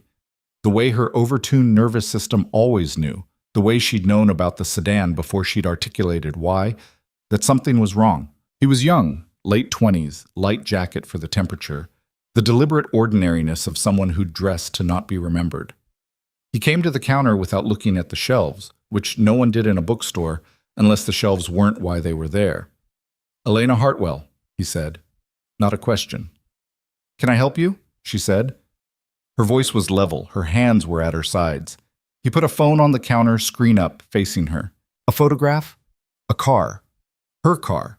The older Honda she kept in the lot on Ogden, with what appeared to be a device attached to the underside of the rear bumper, the image taken close, from ground level, clearly deliberate. That was attached this morning, the man said, before you drove to work. Elena looked at the photograph. She looked at the man. Who sent you, she said. Someone who wants you to understand the situation. He slid the phone closer to her. Mr. Caro would like a conversation. Just you. Without Mr. Moretti's involvement. He paused. He says to tell you that this is the conversation that determines how the next part of this goes. For the store. For the woman who owns it. For you. Margaret. The name landed in Elena's chest like something with mass. He already has people in a car on West Hubbard, the man said, pleasantly, neutrally, with the same temperature as the voice on the phone the night before. Just to clarify the options. Elena's hand was on the counter, completely still. She was counting without meaning to. 1, 2, 3. But the numbers weren't working the way they usually worked, weren't producing the manageable distance she usually got from them, because the thing she was managing wasn't anxiety this time. It was the understanding, arriving clean and total, the way real understanding always arrives, without steps, without transition, that she was the pressure point, that she had been the pressure point since the gala, since the staircase, since the first morning Luca had walked through the door and sat in the armchair, and she had handed him 3 Hammett novels and a key she hadn't known she was giving, that every step she'd taken toward him had been a step that Caro had watched and measured and built a structure around, and that the structure had just closed. Tell me where, she said. The man across the counter blinked. A micro-expression, a half-second disruption in the pleasant neutrality. The faintest evidence that he'd expected more resistance had been briefed to expect more resistance. She didn't give him time to recover. "Tell me where," she said again, "and when, and I'll come." She looked at the phone on the counter. "But I need to know Margaret is left alone. I need to hear that from Caro directly." The man looked at her for a moment. Then he picked up the phone, made a call, spoke 2 sentences, listened, and held the phone out. The voice on the other end was the voice from the night before. Unhurried, empty. "Ms. Hartwell," Caro said, "I appreciate your practicality." "The woman who owns this store," Elena said. "She's not part of this. She never was. Your word on that." A pause. "You have it." "Then tell me where." She wrote the address on the back of a receipt. She looked at the paper in her hand for a long moment after the man had left, the bell above the door ringing with its usual mundane cheerfulness, as if the world were the same world it had been 5 minutes ago. Then she pulled out her phone. She didn't call Luca. She set the phone face down on the counter and looked at the address, and she understood that if she called him, he would come. And if he came, it would be exactly what Caro wanted.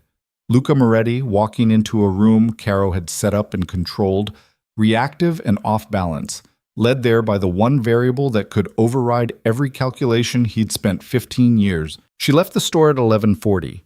She told Margaret she had a personal errand, which was the most useless lie she'd ever told, because Margaret looked at her face and looked at the door and looked back at her face and said nothing, which was the specific kind of nothing that meant everything and was also the kindest thing Margaret had ever done for her. Elena walked to her car on Ogden.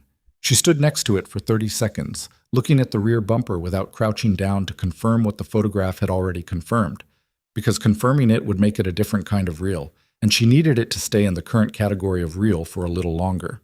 She got in. She drove. The address was on the southeast side, a neighborhood where the buildings had the exhausted look of places that had been used for things, and then abandoned to the evidence of being used. Old industrial blocks, most of them repurposed or in the process of not being repurposed. The streets too wide for the current traffic and the sidewalks empty in the way that sidewalks are empty when the people who used to fill them had somewhere else to be and the somewhere else had turned out to be permanent. She parked on the street because there was nowhere else to park. She sat in the car for 60 seconds. She counted. The building the address pointed to was a converted warehouse. Brick, 3 stories, the ground floor windows covered with metal sheeting that had been there long enough to develop its own rust pattern. A door on the south side with a light above it, the only light. 2 men outside the door with the positioning of people who were there on purpose. She got out of the car. The wind off the lake hit her immediately, the particular December wind that didn't negotiate. She walked toward the door with her hands in her coat pockets, and her heart doing something too fast and too loud behind her ribs, and her count running at the back of her mind like a low-grade frequency. 23, 24, 25. Not because it was helping, but because her nervous system had been running it since the man had put the phone on her counter, and she didn't know how to stop it now. One of the men at the door stepped forward. He looked at her without expression and said, "Phone." She gave it to him. He stepped back. The other man opened the door. She went in. The interior had been organized for the meeting, the way a room gets organized when the person doing the organizing wants you to understand the power dynamic before anyone says a word. High ceilings, exposed beams, the far reaches of the space, dark enough that you couldn't see the walls clearly. A table in the center, not a boardroom table, a folding table, deliberately functional, the choice of someone who wanted to signal that this was not a conversation between equals, but a transaction, a reading of terms. 2 chairs on one side, one on the other. Caro was already sitting. His hands were on the table, relaxed, the expensive ease fully operational. There was a man standing behind him to the left that Elena hadn't expected, bigger than the men at the door, the kind of physical scale that existed to be seen, to do arithmetic in the observer's nervous system. There was also a man she recognized.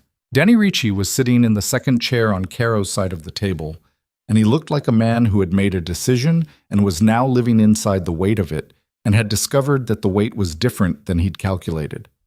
He was younger than she'd expected, late 20s, early 30s, with a face that might have been open once and had closed down around something specific, the specific closure of a person who had convinced themselves that the thing they were doing was necessary and was finding, too late, that necessity didn't actually make things lighter. He looked at Elena when she came in.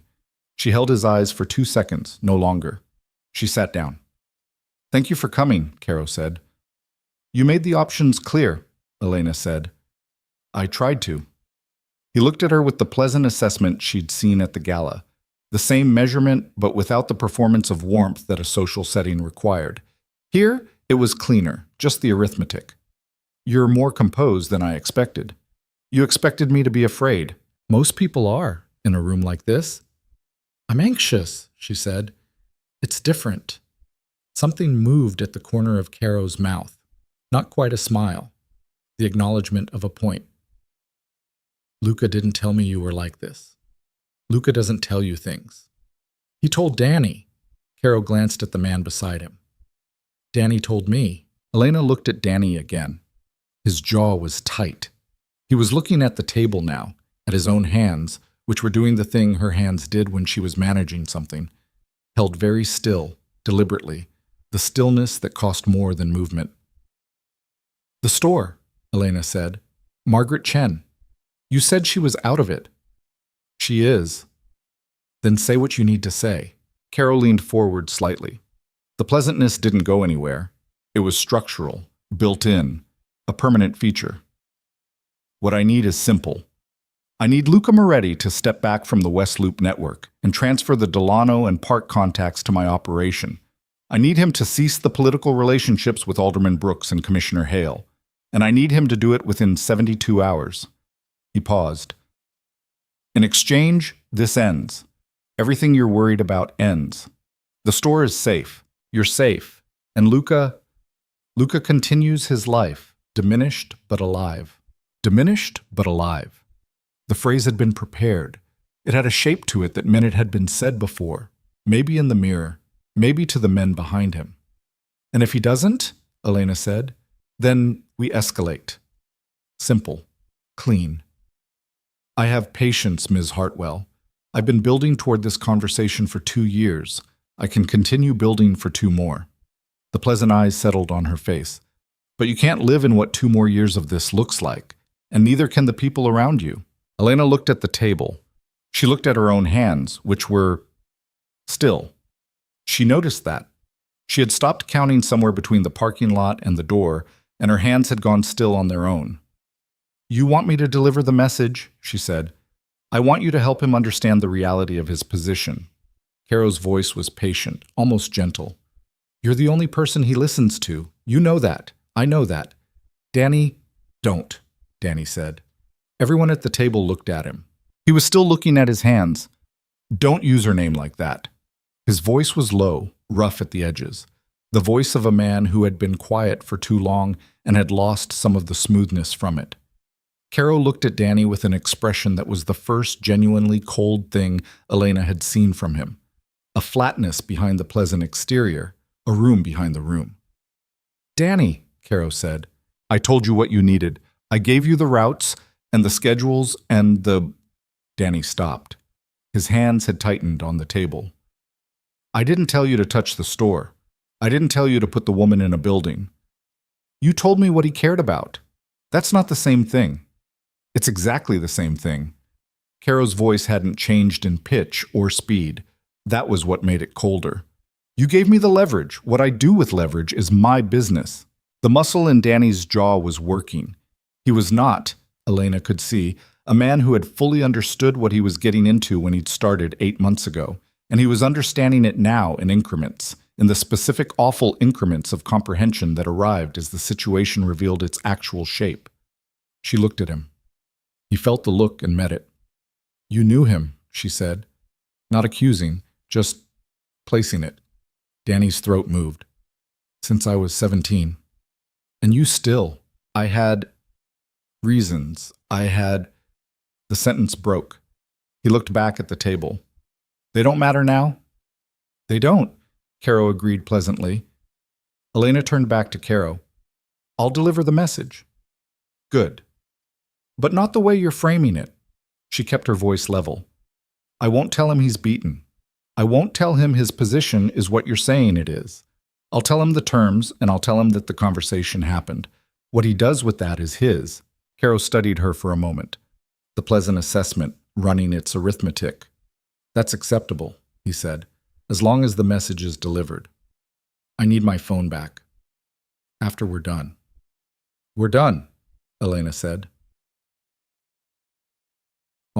She was outside with her phone in her hand and the December wind in her face, and her legs doing something slightly unreliable when the text came through. Not from Luca. From an unknown number. But the message had the cadence and the syntax of someone who'd sent messages in exactly this style before. He knows you went in. He's been outside the building for 40 minutes. She looked up from the phone. Down the block, a black car. Not the one she recognized from the past weeks. A different one, older, less obvious, was parked against the curb with the engine running and the vapor from the exhaust making small, consistent clouds in the cold. She walked toward it. The window came down before she got there. Marco was in the passenger seat. The driver was someone she didn't know. And in the back seat, Luca Moretti was sitting with the look on his face that she'd only seen once before, in the kitchen this morning. The look that was past all the architecture, past the controlled stillness, past every calibrated public surface he'd ever built. Raw. Purely and completely raw. She got in. The door closed. The car didn't move. You went in, he said. Yes. Alone. Yes. The words sat in the car with a weight that displaced air. If he had, his voice was different. Not stripped flat the way it had been in the kitchen, but compressed, the way a voice gets when what it's compressing is something too large for the container. He didn't, she said. Elena, he didn't. She turned to face him in the back seat. I needed to hear what he was offering directly, without you in the room. Because if you were in the room, it wasn't a conversation, it was a confrontation, and I needed the conversation. She held his eyes. I also needed him to see that I came alone, that I wasn't managed into it, that I made the choice. Why does that matter? Because men like Caro respect calculation more than fear. If I'd come because you put me in a car and drove me there, I was a prop. I came on my own. I'm a factor. She watched his face. I made myself a factor. The quiet in the car lasted for several seconds. What were his terms? Luca said. She told him. All of it. The West Loop network, the political contacts, the 72 hours, the diminished but alive. She said it plainly, the way she read inventory, without inflection or editorializing, because the terms were the terms and he needed to hear them without her processing them first. He listened. He didn't interrupt. His face did nothing visible during the recitation, which meant he was doing everything internal, running the full calculation behind the sealed surface. When she finished, he said, Danny was there. Yes. What did he do? He told Caro not to use me the way Caro was using me. She paused. I don't know what that cost him. Luca looked out the window, at the building she'd just come out of, brick and metal sheeting and the door with the light above it. She watched him look at it and understand it. The room inside it, the conversation inside it, what Elena had walked into alone. I'm not taking his terms, Luca said. I know. The West Loop doesn't fold. The political relationships don't fold. Nothing folds. His jaw. That's not how this ends. Then how does it end? He looked at her. I need 48 hours. There are people in the city who have been waiting for Caro to overreach.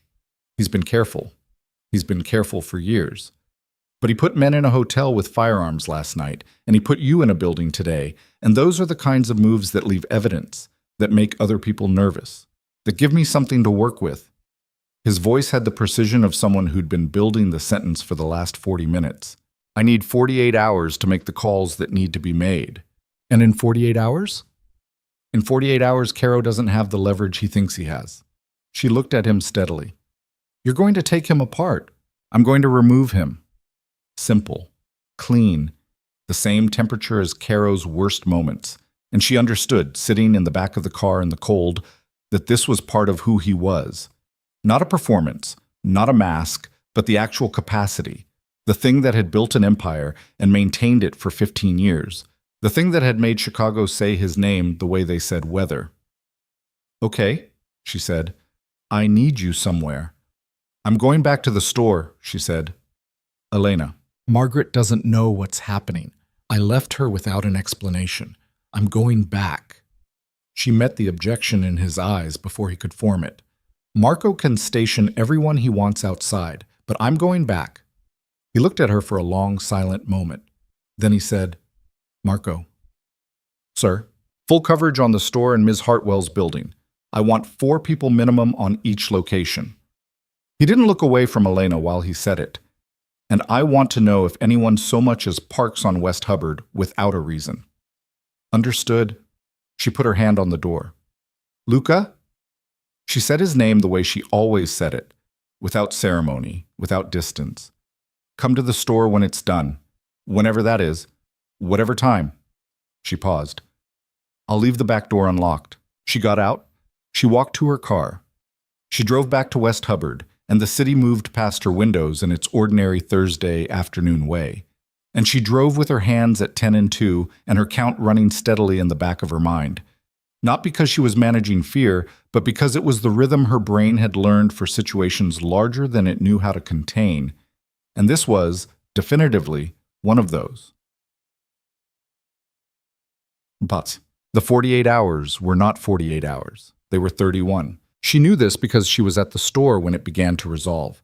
Not with a phone call, not with Marco appearing at the door with an update, but with the particular quality of silence that falls over a city block when vehicles that have been present stop being present. The cars she'd cataloged parked along West Hubbard, 3 different ones in rotation. She'd been tracking them the way she tracked everything, quietly, with the peripheral precision her nervous system had always run, were gone by Thursday evening and did not come back. Margaret noticed. Margaret said nothing. Friday morning, Danny Ricci called her store. She'd given him nothing. No number, no contact, nothing. But he found it, which meant he'd known it, which meant he'd known the store in the particular detailed way of someone who'd been feeding information about it to someone else. And she answered the phone and heard his voice and felt the complicated weight of it. I need you to tell him something, Danny said. He sounded like a man who'd been awake for 30 hours, voice roughed down to its grain. Tell him it was the kids, in Joliet. A pause that had mass. Caro threatened the placement, said he could have the county review reopened, have them separated. I know that's not... His voice broke slightly at the joint and reassembled. I know that doesn't make it right. Elena held the phone. I'll tell him, she said. I know what's coming, Danny said. I'm not asking him to stop it. I just wanted another break, longer. He was the only person who looked at me when nobody else would. I just wanted him to know why. She held the phone for a moment after the call ended. She looked at the receipt taped to the wall beside the register. A habit she had, taping things she wanted to remember where she could see them. The one Luca had written his number on, his handwriting small and precise. Not a performance of casualness or formality, just direct. She picked up her phone and typed, Danny called. He said to tell you it was the children in Joliet. He said he knows what's coming, and he's not asking you to stop it. He just wanted you to know why. She sent it. The response came after a pause long enough to mean the information had arrived and been processed and cost something. I know. 2 words. She looked at them for a long time. Luca came to the back door at 11:47 Friday night. She heard the specific knock, 3 short, and she was already in the back of the store, already had the kettle on, already had the armchair she'd moved from the front of the store to the small office area because it was warmer back here, and she'd known, with the certainty of someone whose nervous system was permanently calibrated to the texture of situations, that tonight was the night. She opened the door. He came in out of the cold and he looked, not diminished, nothing like diminished, but different in the way a structure looks different after it's been tested, after the load-bearing elements have demonstrated they could carry the weight, and you can see where the test showed in the material. There was a cut above his left eyebrow, fresh enough to still be dark. His jacket was wrong, not damaged, but worn differently, the evidence of a night in it that had not been sedentary. His hands, when he put them around the mug she handed him, were steady in the way that things are steady after shaking. She looked at the cut. It looks worse than... I know, she said. Sit down. He sat in the armchair. She got the first aid kit from the shelf where it lived. She'd moved it to the back of the store 2 days ago. The same night she'd moved the armchair, the same efficiency of a woman preparing for something without fully acknowledging she was preparing. And she cleaned the cut above his eyebrow with the same care she'd used on his hand in the storage room. He didn't wince. She hadn't expected him to. "Caro," she said, "is no longer a concern." She didn't ask what that meant in practical terms. Some rooms she didn't go into. She'd accepted that. "The network?" "Intact." His voice was low, tired in the bone-deep way rather than the surface way. "The political contacts are... It'll take time to reassure some of them, but they'll stay." He paused. Brooks was actually relieved. Turns out Caro had been applying his own kind of pressure for 6 months. Having Caro removed resolves more than one problem. And Danny, the silence lasted 4 seconds. 5. "Danny is handled," he said. She pressed the last edge of the adhesive strip flat against his skin and didn't ask what handled meant, because she could read the weight of the word, and the weight was complex and had grief in it beneath the granite. And men like Luca Moretti processed grief in their own architecture and on their own schedule, and she wasn't going to excavate it tonight. She was still standing close from cleaning the cut, close enough that when he looked up from the mug in his hands, his eyes found hers immediately, nothing in between. "I put you in this," he said. "I walked into this." "Elena, I walked into the gala," she said. "I fell down the stairs. I opened the store the next morning and I recommended you ham it and I answered your questions and I went to the hotel dinner." She met his eyes. "Every one of those things was mine. You don't get to retroactively own my choices." He looked at her. The rawness was back. Not fractured this time. Not leaking through a breach, but present, fully present. The way something is present when it stopped fighting to stay hidden. "I should have kept more distance," he said. "In the beginning, when I understood what was... Why didn't you?" The question landed in the room. He looked at the mug in his hands. He looked at the first aid kit she'd set on the desk. He looked at the shelves of backup inventory around them, the small, organized world of the back of the marginalia, and then he looked at her. "Because you handed me receipt paper," he said. She blinked. "The jammed printer, you turned around and held out the paper without looking, like I was anyone." His jaw moved. "Like I was just someone who happened to be there." The exhausted eyes. "I couldn't remember the last time someone treated me like I was just someone who happened to be there." The kettle on the small hot plate was beginning its pre-boil murmur. The heating system ticked. Outside, the city moved through its Friday night with the indifferent vitality it maintained regardless of what happened inside buildings. She sat down on the edge of the desk, close. "I knew what you were from the third visit," she said. "I looked you up." "I know." "And I know." She looked at him. The severe face, the old scar at the corner of his mouth, the architecture that had been built for a kind of life she'd never lived and couldn't fully imagine. And underneath it, underneath all of it, the man who funded children's homes and didn't talk about it, who read Hammett and Baldwin in an armchair and asked questions about what it meant to want to be good in a world that made it expensive, who had stood outside her building in a parked car for 40 minutes because he couldn't make himself leave. She reached out and put her hand against the side of his face. Carefully. The way you put your hand against something you've been careful with for a long time and have finally decided to stop being only careful with. He went completely still. "I'm not afraid of you," she said. "I've said it before. I'll keep saying it until you actually believe it." He turned his face very slightly into her hand. The smallest movement. The most costly. "I don't know how to do this," he said. "Whatever this is." "Neither do I," she said. "I'm the woman who eats lunch alone and counts to calm herself down and couldn't get through the gala without nearly falling down a staircase." She paused. "But here we are." He looked up at her, and she saw it, the thing that had been arriving since November, since marble staircases and receipt paper and early morning armchairs, fully arrived now. No armor, no recession, nothing between the expression and its source. She leaned forward and kissed him. Careful and direct and without performance, the way she did most things, the way she handed people books, the way she answered questions, the way she'd walked into Caro's building and sat down across from him without letting her hands shake. He kissed her back with the particular care of a man handling something he was terrified of breaking. Outside, the winter city moved through its Friday night. Inside the Marginalia's back room, something had completed itself that had been in the process of completing for weeks, for every morning and every armchair and every almost smile, and the world had shifted its weight to accommodate it. But she didn't know, at that moment, that 30 blocks south, 3 men were delivering a message to the last 2 members of Caro's operation who hadn't yet understood that the operation was over. She didn't know that one of those men was Marco, who would call Luca in 40 minutes with a single sentence. She didn't know that the sentence would require them both to move immediately back into the city's machinery, that the resolution she thought had arrived was in fact only Marco's call came at 12:23 a.m. Luca's phone was on the desk beside the first aid kit, and the ringtone in the small back room of the Marginalia was too loud for the hour, too loud for the specific texture of what had just shifted between them, and Elena felt the sound of it the way you feel a hand on your shoulder when you've been somewhere quiet. Not frightening, but decisive. The world asserting its claim.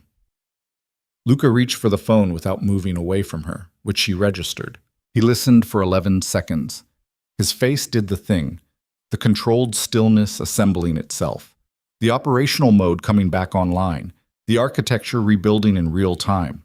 She watched it and felt no resentment toward it, because she understood now that the architecture wasn't a wall between them.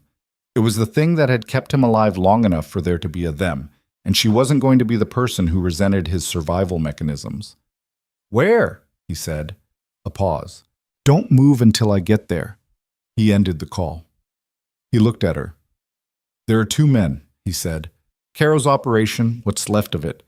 They've been at a property on South Halsted for the past 3 hours." He paused. "They have Danny." The name landed in the room with the specific weight of something unfinished. Elena looked at the first aid kit. She looked at the mug on the armrest of the chair. She looked at Luca's face with the fresh cut above the eyebrow and the exhaustion that had been running underneath everything for as long as she'd known him. "Danny called the store this morning," she said. "He knew what was coming. He said he wasn't asking you to stop it." "I know what he said."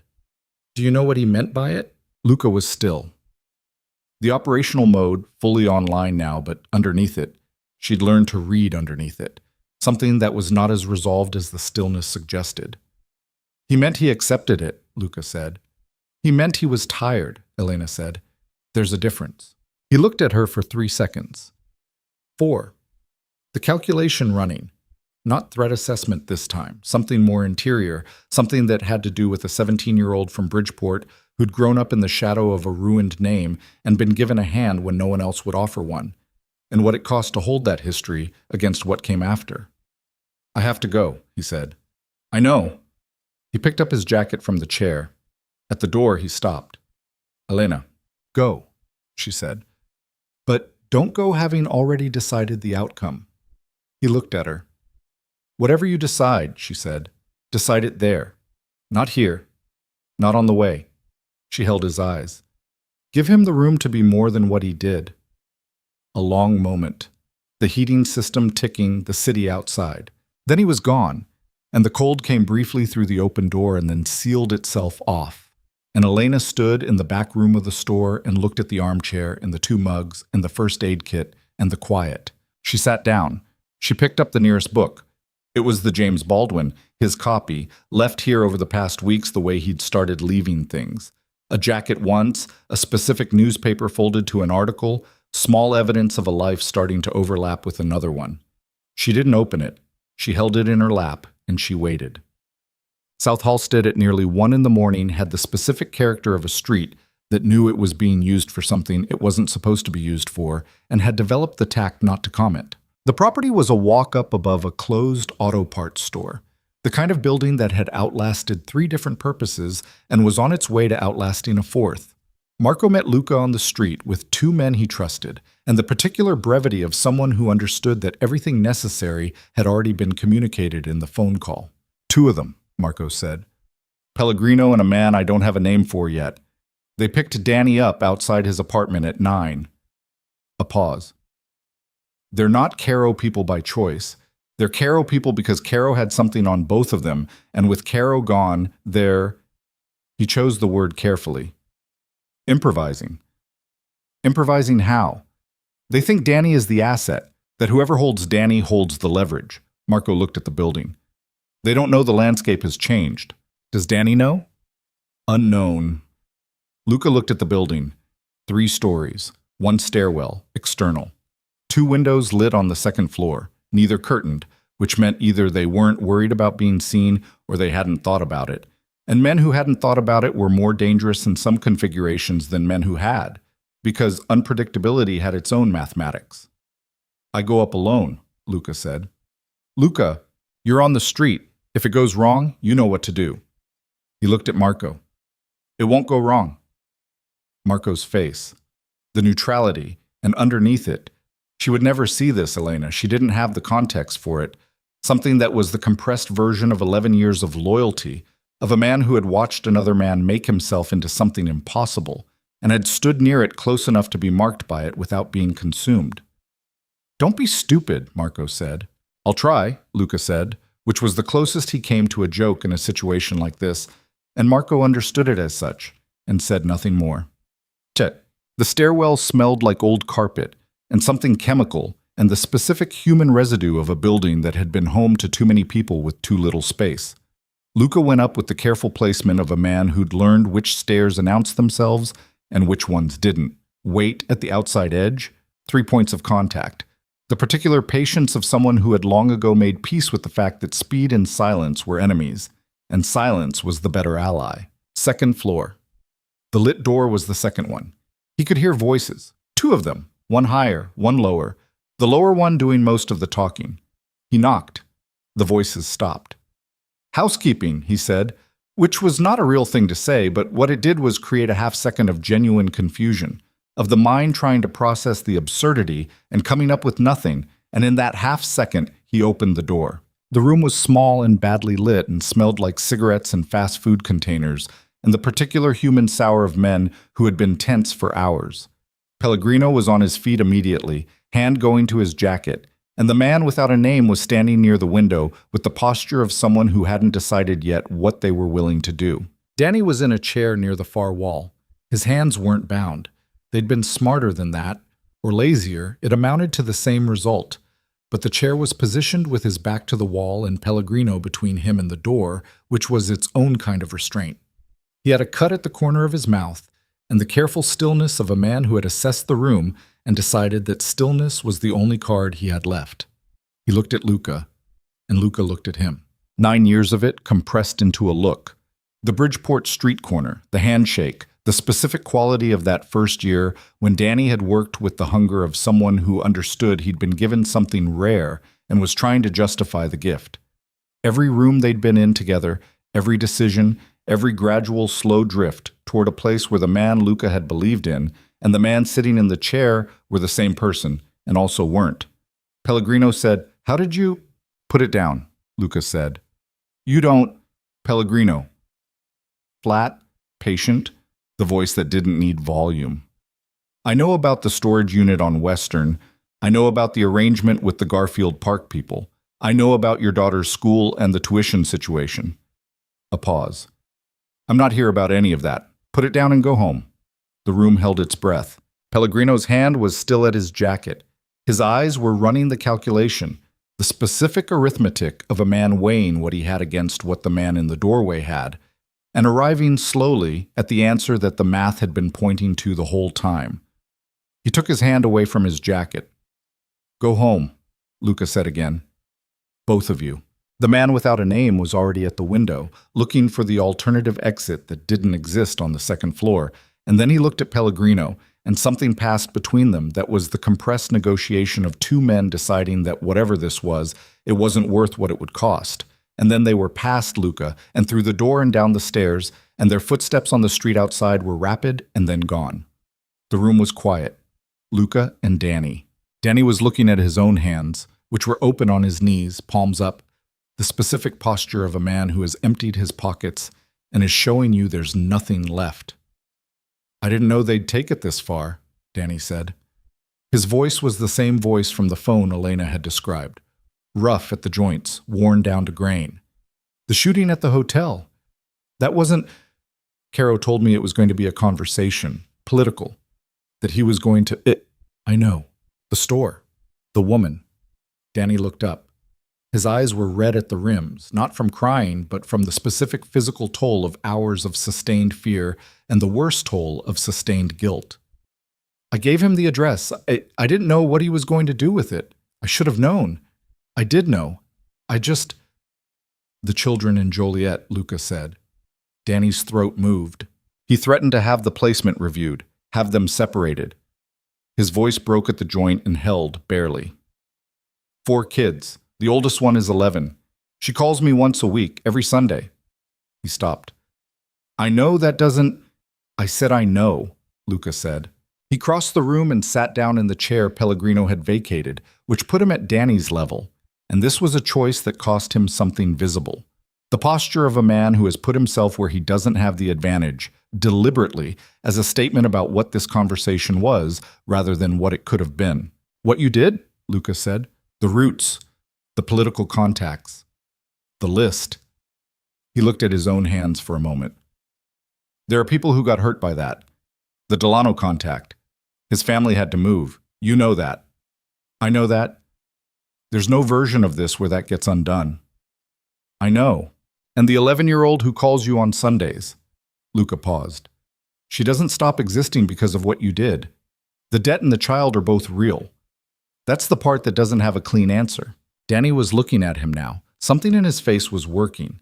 The calculation of a man who had been waiting for the version of this conversation where the outcome was already decided and finding, in its place, a conversation that was still open, still in motion, and not knowing what to do with the opening.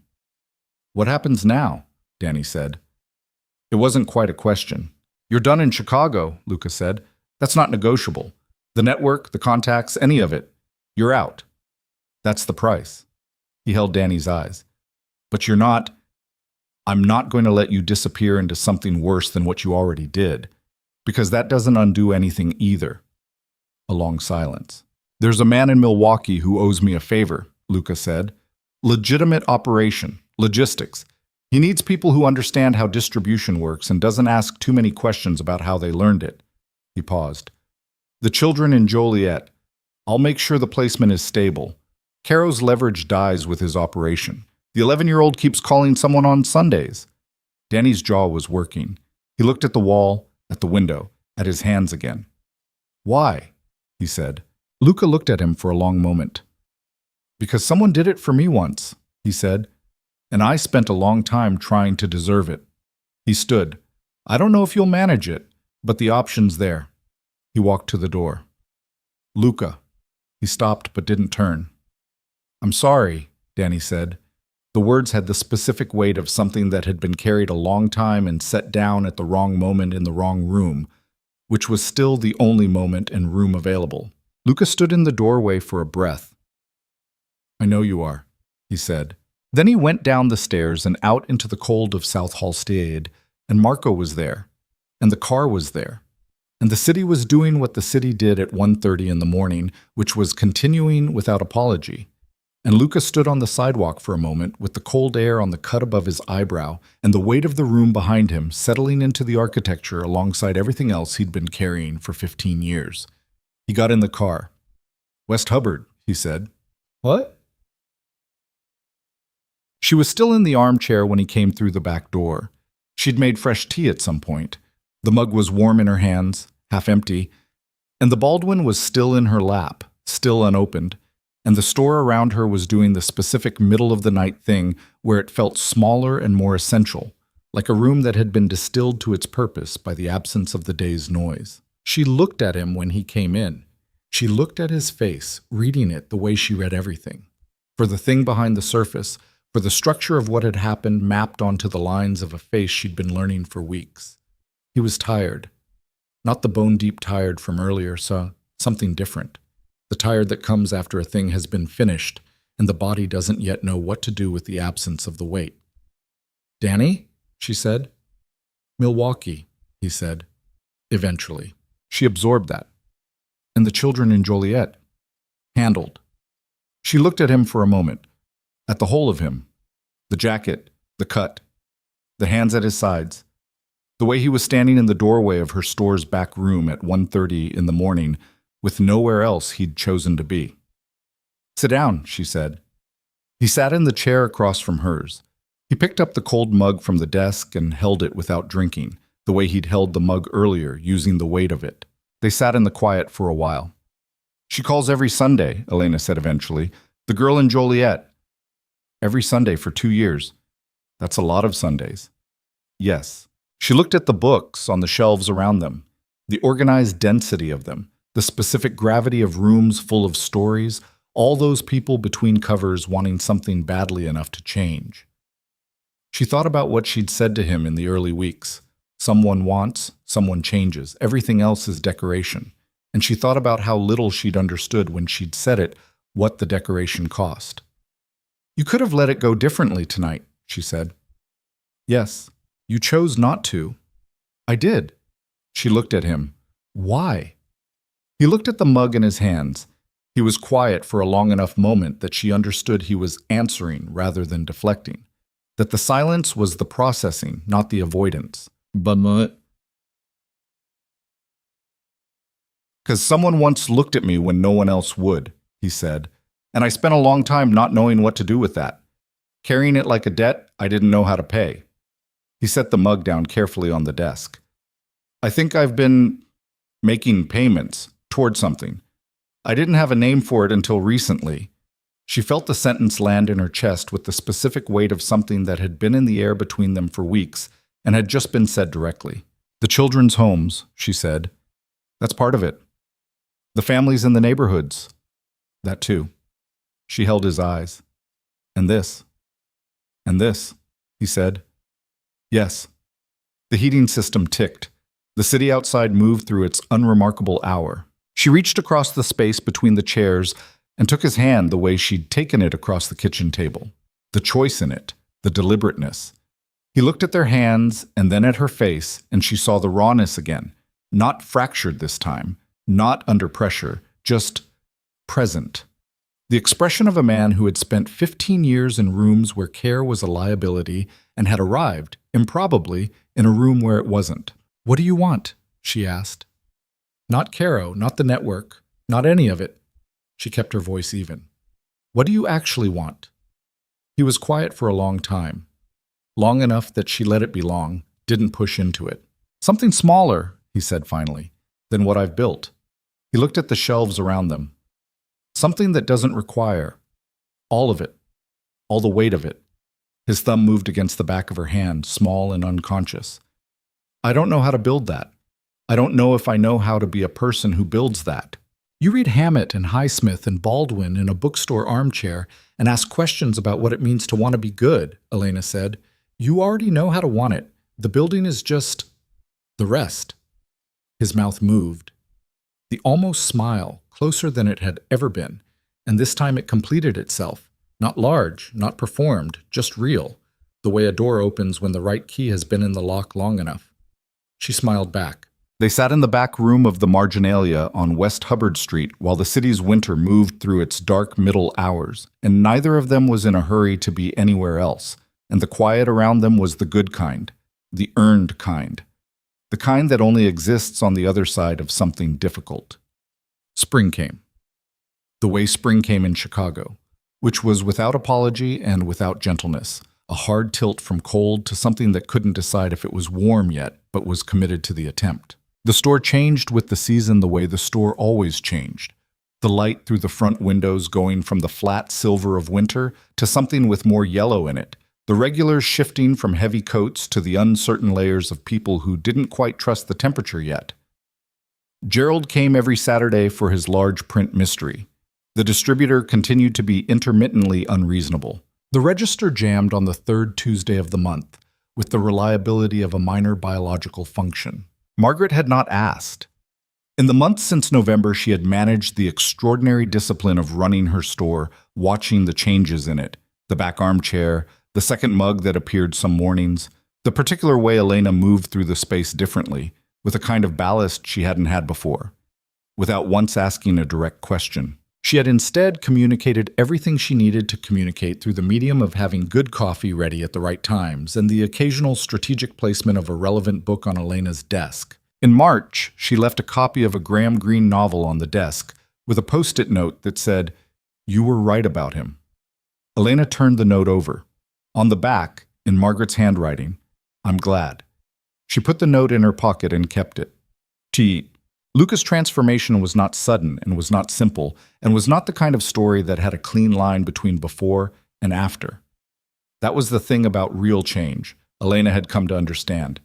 It didn't announce itself, it accumulated. It arrived in the small recalibrations of daily things, in the decisions that didn't make headlines because they were too quiet, too internal to be visible from the outside. He stepped back from the operational core of the network over 6 months, transitioning its management through a structure that Marco had helped him build over the years in the background. The legitimate scaffolding that had always been there and had always been the thing he'd told himself he'd get to. He got to it. The political relationships were rebuilt on cleaner terms. Alderman Brooks, it turned out, was relieved enough by the removal of Caro's pressure to be genuinely useful in ways he hadn't been when the relationship was structured around obligation. The children's homes continued. The one in Joliet had a new roof by April, funded through a charitable trust that Luca set up with a name Elena had suggested. Not his name, not a name that pointed anywhere, just a name. She'd suggested it on a Tuesday morning in February when he'd shown her the paperwork, and she'd read it carefully the way she read everything and said, "The name should be something about starting over, something that doesn't carry weight." He'd looked at the form for a moment, then he'd written, "The Margin Foundation." She'd looked at it. "That's the bookstore." Yes. She hadn't said anything else. She hadn't needed to. The last piece of it, the last thread that needed closing, was a phone call she made herself on a Sunday morning in April, when the light through her apartment window was finally doing something honest.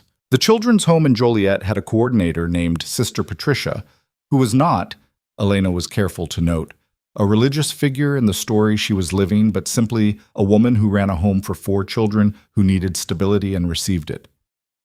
Elena had called twice before, both times for logistical reasons. This time she called because she wanted to ask about the Sunday calls. "The girl," Elena said. "Sophia, is she still—" "Every week," the coordinator said. 7 o'clock, she's at the phone. She's been asking about him. About why the calls stopped. Yes.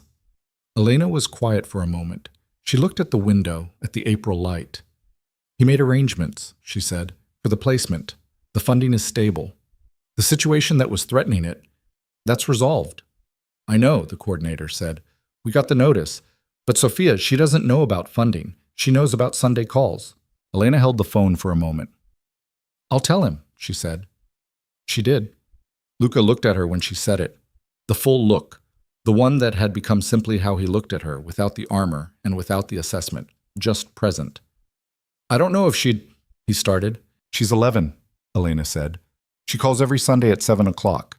She's been doing it for 2 years. She held his eyes. "That's not obligation. That's love. It doesn't know how to process a sudden absence without an explanation." He was quiet. "You don't have to be who you were," she said. "But you don't have to disappear from the things you built either." The following Sunday at 7:04, his phone rang. Elena was in the kitchen of his apartment. They'd been navigating the geography of 2 lives carefully, without forcing the timeline. And she was here on this particular Sunday because she'd wanted to be, and he hadn't asked her to leave, and neither of them was counting the nights anymore because counting had stopped being necessary. And she heard him pick up, heard the change in his voice, the thing that happened to it when the armor was simply not required. "Hey, kid," he said. And she went back to her tea and the book she was reading and the particular Sunday morning quiet of a life that was different from the one she'd had in November and was also, in its essentials, the same. Still her, still steady, still finding the world manageable in the margin between too much and enough. The neighborhood where Luca had grown up in Bridgeport had a park that had been, for most of his life, the kind of park that existed on maps but not in practice. Too much broken glass, too much history of being used for things that parks weren't for, the playground equipment rusting at the joints and the benches colonized by everything except people who wanted to sit in a park. By the fall, it wasn't that anymore. It had been a quiet process. City funding through channels that Alderman Brooks had facilitated. A community organization that had been trying to get traction on the project for 3 years and had suddenly found the traction there. A construction crew that had worked through July and August and finished in September with the particular pride of people who'd built something where nothing was before. Elena walked through it on a Saturday afternoon in October, almost exactly a year from the gala, from the marble staircase, from the powerful arms that had caught her before she'd understood she was falling. The trees had gone to their autumn colors, and the grass was still holding against the first cold, and children were doing what children did in parks, running without purpose, toward and away from each other with the pure physics of small people in open space. Luca was beside her. They'd walked from the car without hurrying, without agenda, the way they'd learned to move through spaces together over the past year. Her pace and his, neither accommodating the other because accommodation implied hierarchy, and they'd arrived at something more lateral than that, more honest. She watched a small girl, maybe 5, chase a slightly larger boy around the base of a new climbing structure, with the absolute focus of someone who has decided this is the most important thing happening anywhere. "The city looks different," she said. "It is different.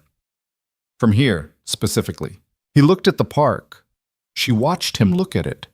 The boy from Bridgeport behind the man he'd become.